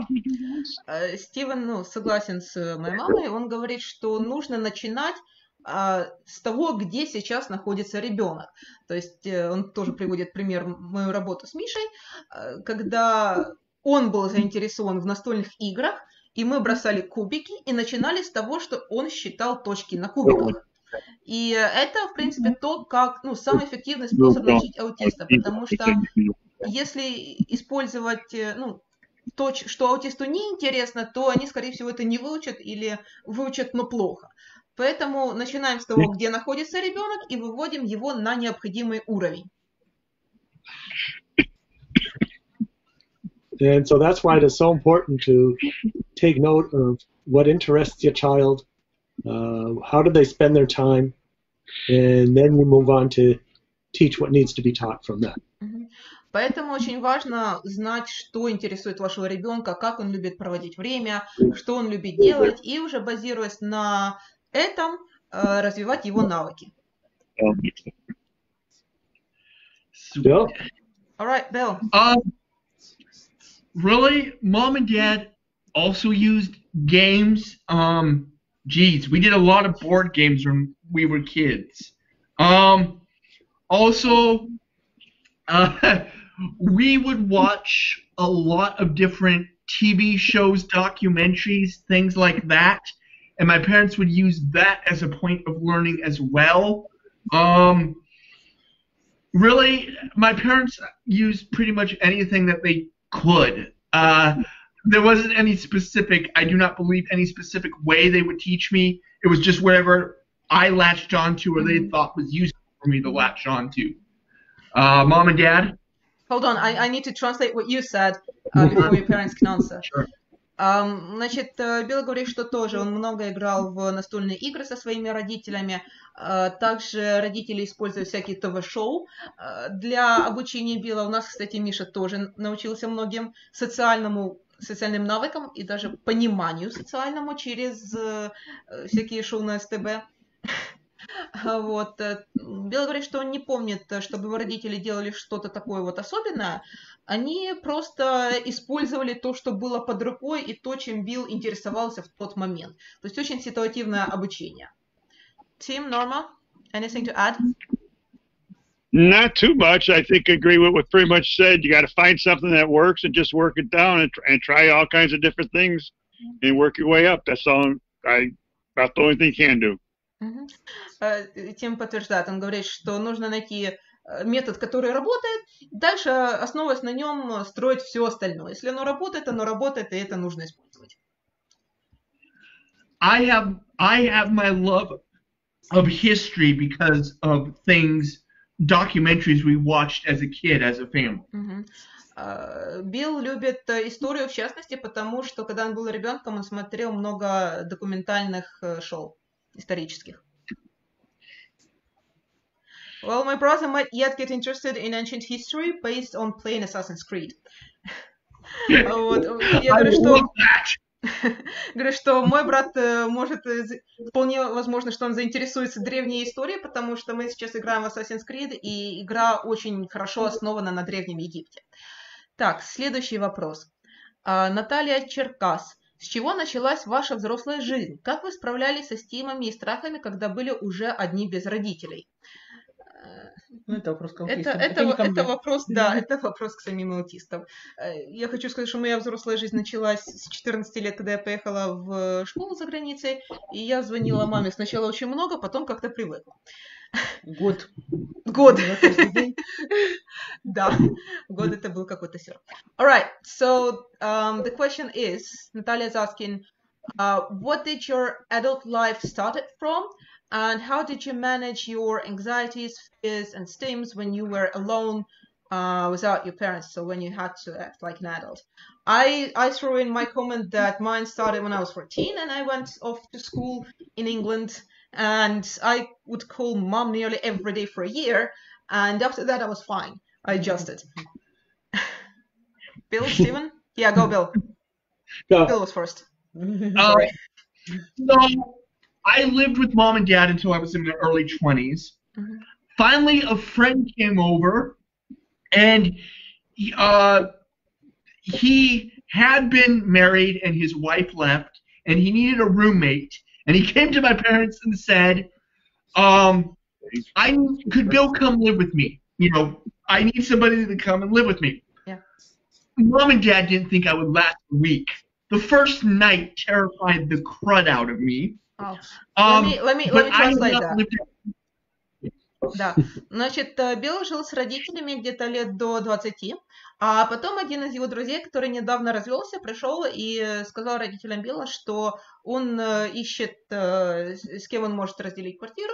Ну, в Штатах это нормально, находить соседей, с которыми ты делишь квартиру. И спросил, типа, не будут ли они против, если он заберет Билла. Родители Билла считали, что Билл не продержится и неделю, но все-таки дали свой окей. Первая ночь для Билла была очень и очень страшной.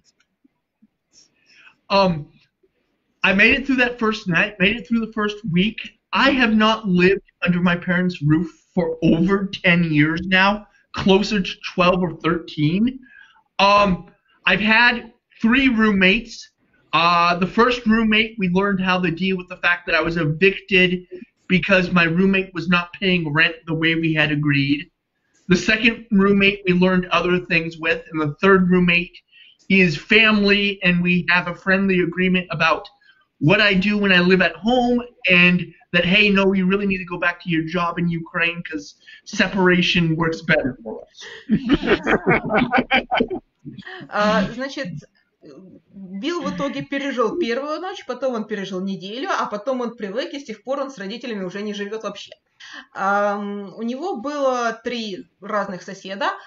Первый сосед, его выкинул хозяин из квартиры, потому что тот не платил аренду. Со вторым соседом они тоже не жились, а вот с третьим уже все хорошо, у них есть договоренности, и в какой-то момент они имели разговор, что, наверное, лучше, если Билл будет жить в Украине, а соседу останется вся квартира. Потому что они друг друга немножечко бесят. Let Norma and Tim, then Steven. Mom and Dad, what did you say about me moving out? Yay! В общем, как вы слышите, родители Билла очень порадовались, когда поняли, что Билл съезжает и будет теперь жить сам. But the agreement between me and my brother is true. He prefers it when I'm in Ukraine, no? That's correct. When Bill moved, or has Bill has moved, he's never been more, other than now in Ukraine, but when he had apartments here, he was within a couple miles. And so it was always able to get to him pretty quickly. Now it's a little bit harder, but we made it work. We made it work. Значит, третий сосед Билла это один из его братьев, и, собственно говоря, одна из причин, по которой они решили, что им все-таки лучше жить раздельно. пока Билл, вот и лучше, чтобы Билл был в Украине. Родители Билла комментируют, что пока Билл жил в США, он был на коротком расстоянии, и если что, родители могли к нему всегда приехать, или же он мог им позвонить, чтобы они приехали. Конечно, теперь в Украине это тяжелее, но они справляются. Steven? Yes. Yeah, my adult life started at 17 when I went off to college. Взрослая жизнь Стивена началась в 17 лет, когда он пошел в колледж, в вуз. But like Ira, I still talk to my mother just about every day from my dorm room. А вот так же, как и я, Стивен говорил со своей мамой каждый день из общежития, где он жил. And I was 90 miles from home, so it was pretty easy to go home during the weekends and holidays. И он был где-то за 100 километров от дома, то есть на выходных, на каникулах было достаточно просто вернуться домой. And I slowly started taking more and more responsibility of managing my money and doing all the other things that adults do. И Стивен постепенно брал на себя все больше взрослых обязанностей, то есть бюджетирование своих денег и прочие решения. For my last semester of college, I moved off campus to...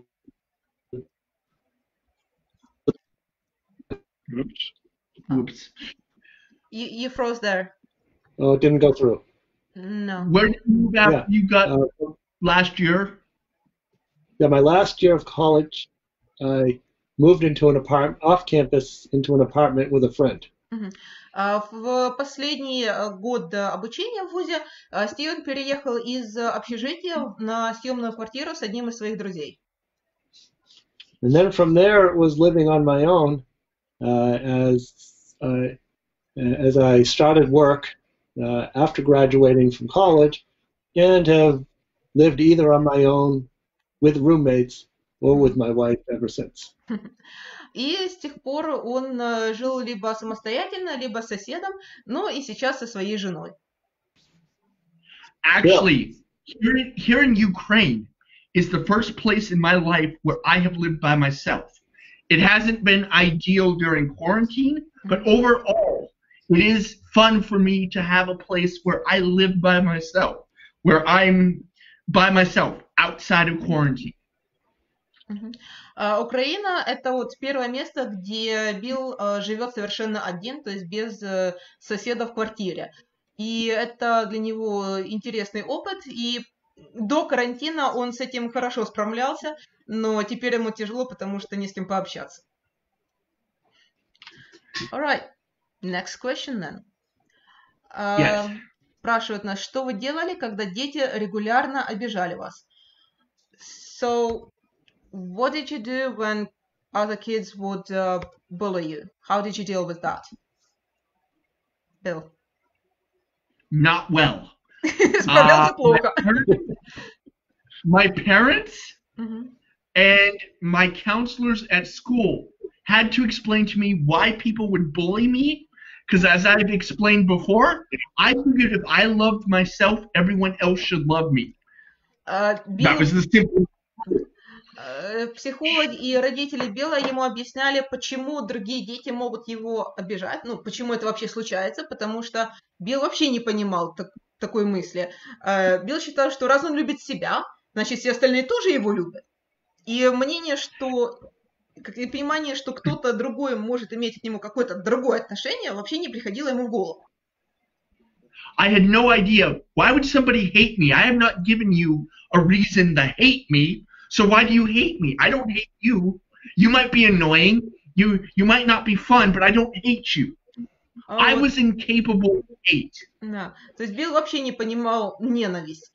То есть, я ничего не сделал тебе, чтобы ты меня ненавидел, ты мне ничего такого не сделал. Да, ты назойливый, но у меня к тебе нету ненависти, и вообще, что это такое, откуда оно берется? And we can go to my mom and dad, they can explain what they did to try to help. Norma, Tim? We always just try to give him opportunities to do things and be there and be encouraging. Норма и Тем всегда старались дать Биллу возможность попробовать что-то новое, завести новых друзей и, в принципе, старались его поддерживать, когда ему было трудно.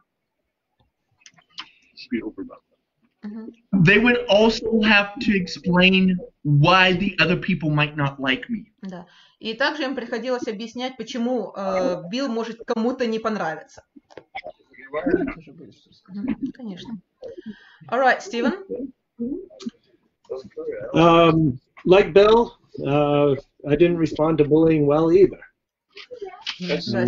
Nobody teaches us how to handle bullies.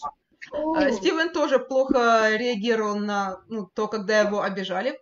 Его никто не учил и не объяснял, как и что делать, когда его обижают какие-то другие дети. It was only in middle school when my math teacher noticed that people were bullying me. И только в старшей школе учитель математики заметил, что Стивена обижают другие дети. And he arranged meetings, three-way meetings between him, myself, and the bully, and would tell the bully in no uncertain terms that this behavior had to stop. И этот учитель, он организовал встречу между собой, Стивеном, и ребенком, который Стивена травил, и заявил, что дальше такое продолжаться не может. Что травля должна прекратиться. That strategy did work. And it's important to realize that the responsibility to recognize and stop bullying is with the adults in the situation.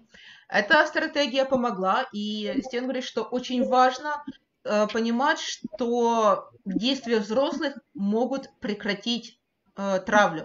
То есть именно взрослые должны быть за это ответственными. Fortunately, school systems in the United States are much more aware of bullying. So while it still does exist, hopefully the rate is going down. К счастью, школы в США знакомы с травлей, они знают, у них есть системы, как ее уменьшить или убрать вообще, и поэтому Стивен надеется, что сейчас этого в школах меньше. All right. I'll kick it off to Mom. Да, мне тоже есть что сказать на эту тему. А Билл что-то хотел. Bill, did you want to add something? What's funny is my brother is with my parents now, but I'll call it out. У Билла хороший слух, поэтому он на слух может сказать, что один из его братьев сейчас с его родителями. Они, да. Значит, тема про буллинг как раз интересна тем, что меня вот буквально на днях попросили в дружественном к нам проекте «Аутизм в квадрате» прочитать лекцию как раз про буллинг. Я ее еще не читала, мы там с расписанием сейчас устаканиваемся, но я как раз к ней готовилась и собирала материал. Что я хочу сказать? Я проходила буллинг с двумя детьми, и с Ирой, и с Мишей. Потому что Ира поменяла школу и пришла в новую школу в 5 класс. Да, меня там действительно. So mom had to deal with bullying with both kids, so with both me and Misha, because I was bullied when I went to a new school in Kyiv. When we moved, Misha had to deal with bullying pretty much all of his life. I had some minor bullying in my English school, but really compared to what I went through in Kyiv, that was like minor. That wasn't even on my radar. Да, и в классе действительно, как правило, есть ребенок проблемный, который это все инициирует.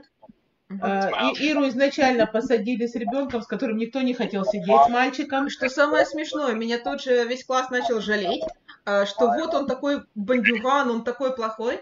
И в итоге заходит приличный мальчик с челочкой, в очочках, с воротничком, галстучком, и я такая, это ваш бандит в классе. Они не знали, что я всегда со всеми бандитами в классе дружила. Оказался хороший мальчик. Прекрасно. Потом. Yeah, so mom says that things started hard for me from the get-go in my Kyiv school because I was immediately assigned to sit with a boy who was supposedly like the worst kid in class, so the class bully. And then when he actually entered, it was this Harry Potter looking kid.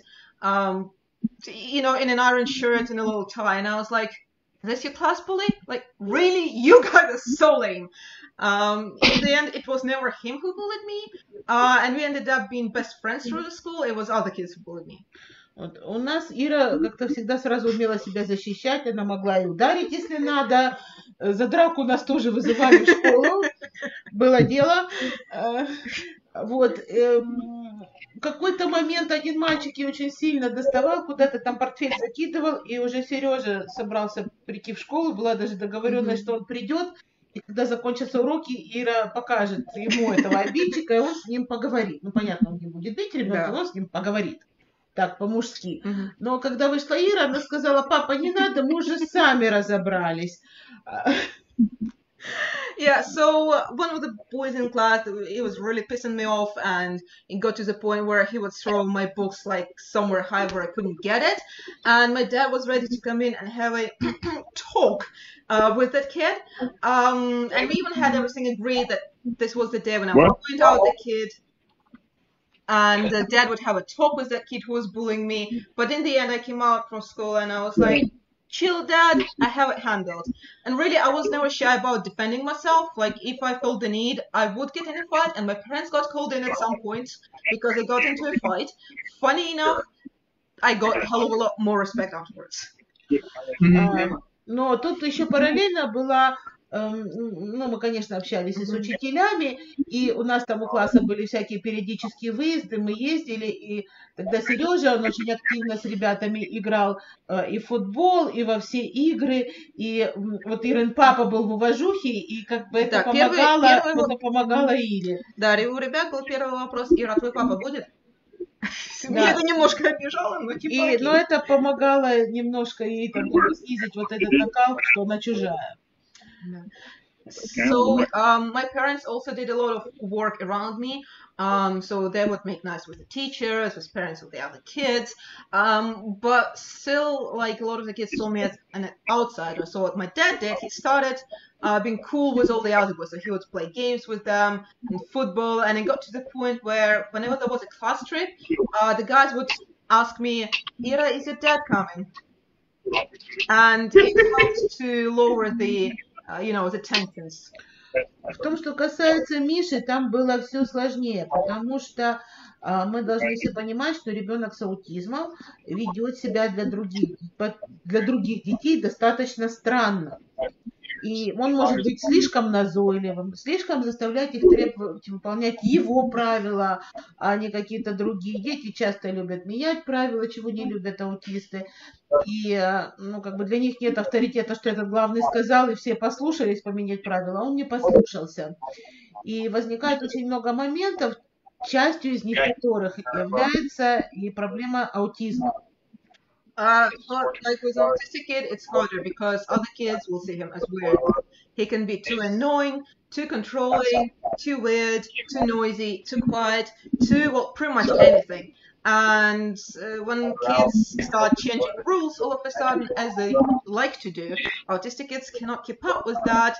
And it's just a social disconnect going on there, which makes things harder just because the kid is autistic. Вот поэтому, когда ребенок аутист, тут приходится работать и с ним, и с другими детьми, объяснять им, и с родителями других детей, и с учителями. То есть тут намного больше работы для родителей, которая должна быть проведена, чтобы этот вопрос весь настроить правильно. So when you have an autistic kid, you have to do a lot of legwork. So you have to make nice with the parents of other kids. You have to make nice with other teachers. Possibly make nice with the classmates, so you can explain things and change their attitude towards the kid. Ну, поскольку я уже подготовила лекцию на эту тему на час примерно длительностью, я не буду сейчас ее читать вам, а просто следите за нашими анонсами. Будет скоро в проекте «Аутизм в квадрате», я буду читать эту лекцию, это тоже бесплатно, там только нужна регистрация, и вы сможете ее послушать. Yeah, so Mom has an hour-long lecture about this, so she's not going to go into more detail. But the lecture was prepared for Autism Squared, which is also a free online resource which is going on right now. And if you follow our Facebook page, then you'll know about it. Bill, you've been chomping at the bit. I'm choking because Dave, I can hear you. Yeah, it sounds like there's a radio on in the background. No, Makes it hard that's to my hear. brother. That's my brother in the background. We can Oh, only okay. hear the noise of them talking. Билл делает замечание своей семье, потому что к нам пришел его брат, и его родители разговаривают с его братом, несмотря на то, что мы их тоже можем слышать. Hey, Mom and Dad. Mom and Dad. Просто мама Билла. Да, они немножко... Mom and Dad.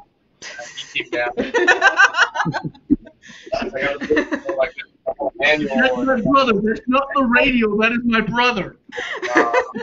В общем, зашел брат и полностью отвлек родителей. Позови группу. Tim, Norma, can you hear Yeah, us? Mom and Dad. Yeah, we can hear you. Okay, cool. What is Dave? Does Dave want to say hi? Because I can hear him. Yeah, he's in the background. He just came over. Yeah, we can hear him, so Say hi.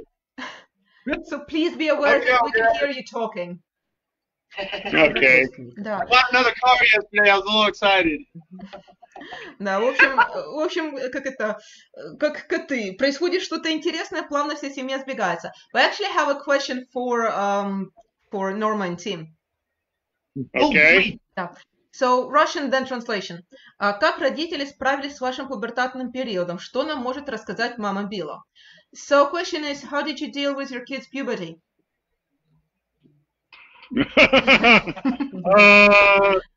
Patience. Patience, yeah. Patience. Много терпения. I don't know if there's an answer to that. We just kind of approach things once at a time, and I don't think there was anything specific that we did or did not do. You prayed a lot. Тим говорит, что ничего такого особого они не делали, просто вот пошагово, потихоньку справлялись с проблемами по мере их поступления. You guys were willing to talk about the subject a little bit, but you also had other people help you talk to us about the subject because you guys were not always comfortable with certain pieces of the subject. I do remember that. Билл говорит, что его родители, с ним могли говорить по теме пубертата, но далеко не все, и поэтому они приглашали других людей, чтобы объяснить Биллу какие-то моменты, которые сами его родители объяснить были не готовы. Yeah. Okay. Dave, what was it like growing up with me? Oh gosh. Да, вопрос Дэйву, брату Билла, каково было ему расти с Биллом. Dave, I'm running this translation, so you need to talk in bits so I can hear you, and then translate it, and then you can keep going. Okay, sounds good. Cool. I would say that it was like going to Six Flags and riding every ride at the theme park. Дэйв говорит, что это было как поход в парк развлечений, на котором нужно было объездить абсолютно все американские горки. В общем, было весело. Alright, last question for today, because we have like less than 5 minutes left. 2 minutes actually. Итак, последний вопрос на сегодня, поскольку у нас осталось всего 2 минуты. За что ругали вас родители?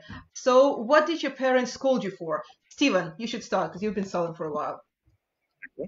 Oh yeah. Well, they would scold me if I'd get into fights with my brother or my sister. But that was pretty much it. В основном Стивена родители ругали, когда он дрался со своим братом и сестрой, и, в принципе, на этом заканчивалось все. My parents would scold us for getting in fights with each other, for doing stuff without telling them we were doing stuff, and also for causing arguments for no good reason. Значит, родители Билла в основном ругали его и его братьев и сестер, когда они между собой начинали спорить без уважительной причины или начинать какие-то дурацкие споры, когда они друг с другом начинали драться, или же когда они начинали что-то делать, не предупреждая об этом родителей. Я так понимаю, что имеется в виду поход куда-нибудь или какой-нибудь проект в стиле чего-нибудь построить. Мама, за что ты ругаешь Мишу и меня? Что вас это? Вы скажите, за что я вас ругаю. Нашли ругателя, это называется. Мама, значит, у мамы вообще хорошая система. Она не ругает, она разочаровывается. И второе, что мама делает, это страшно, это очень страшно. И второе, что мама делает, она просто объясняет последствия. И это хуже, чем любой другой, что она могла вообще придумать. Она такая, да, конечно, ты можешь это сделать, но учитывай, что потом, и все это страшно. So, mom doesn't scold us as much as she gets disappointed, and that's so much worse. Another thing she does is she doesn't scold us, but she talks about the consequences. Like, okay, sure, you can do that, but be aware that it will lead to A, B, and C, and that's even worse. That's worse than any scolding or punishment she can possibly come up with. Да, у нас как-то Миша сказал мальчикам в классе, говорит, меня никогда не наказывали, они не поверили. Yeah, so Misha told his classmates that he's never been punished and they didn't believe him. Like, you don't need punishment when you get mom's disappointed.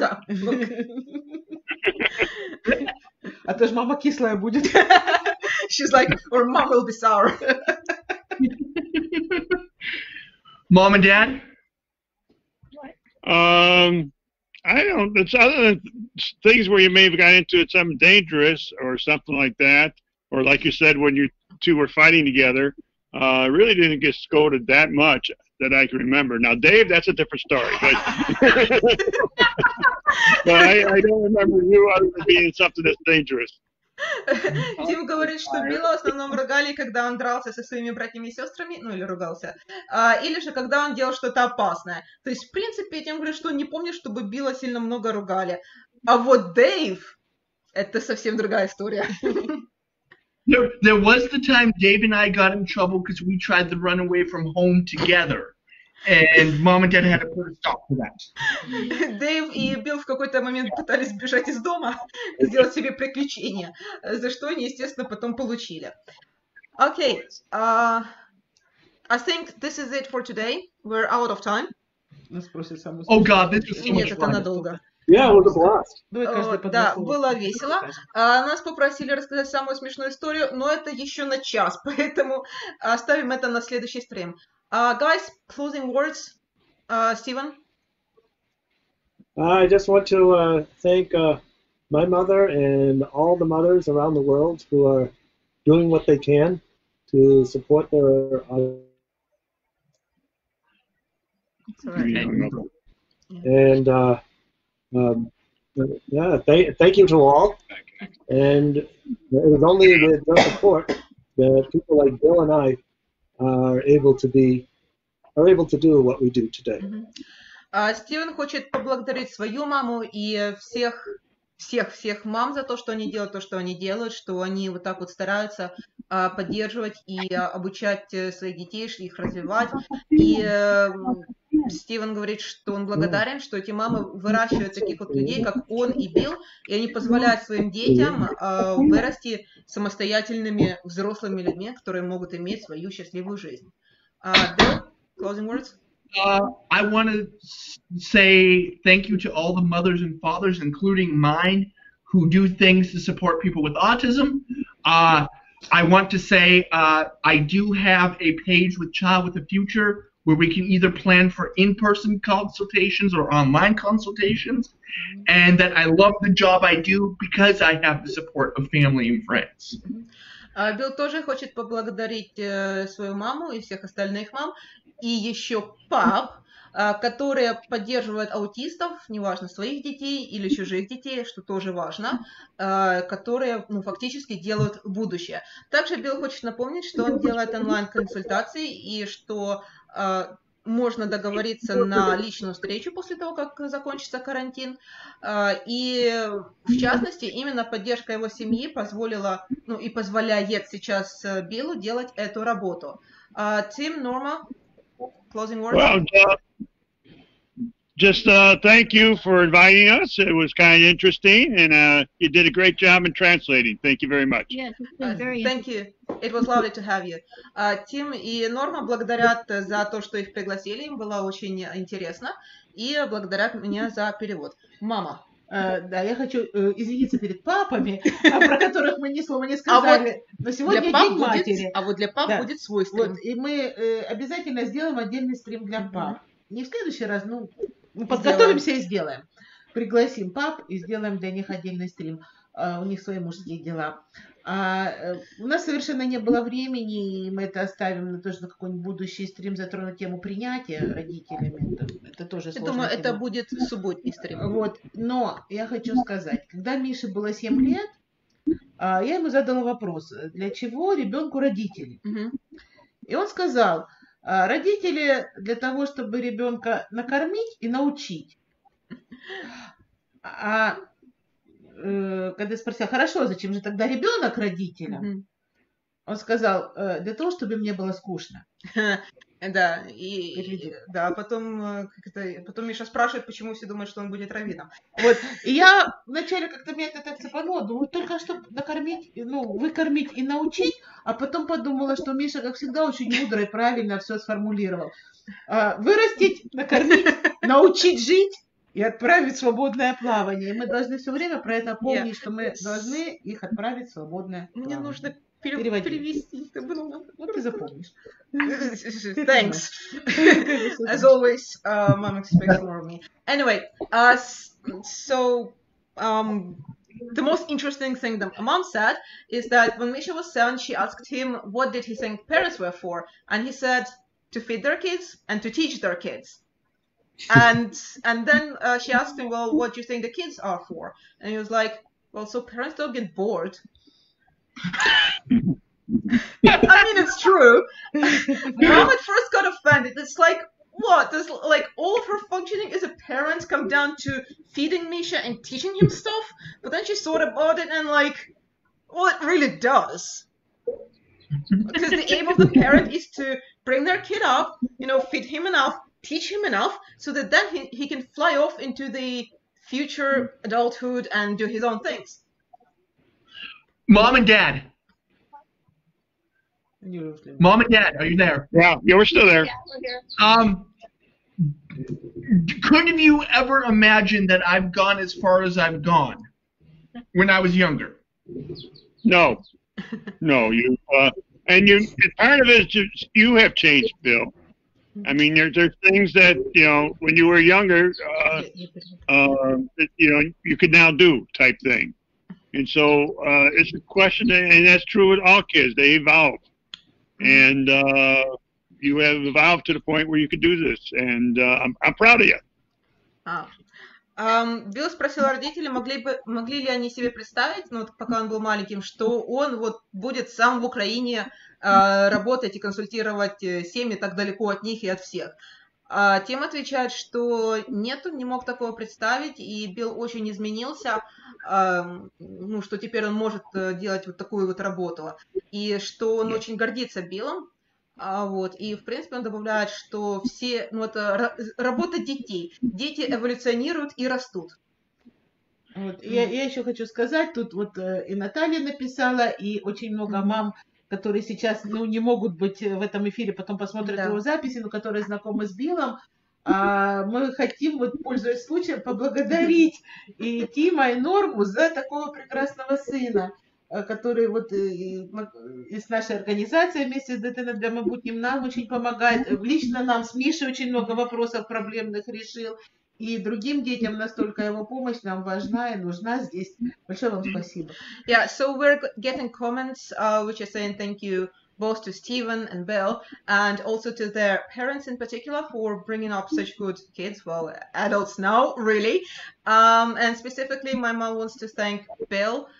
Well, Bill's parents, because Bill is really great and he's doing a great job here, helping us as an organization, helping just so many families around Ukraine, and just helping us personally too, because there's just so many things that we didn't know how to help Misha, which Bill figured out. And on that note, I will be finishing this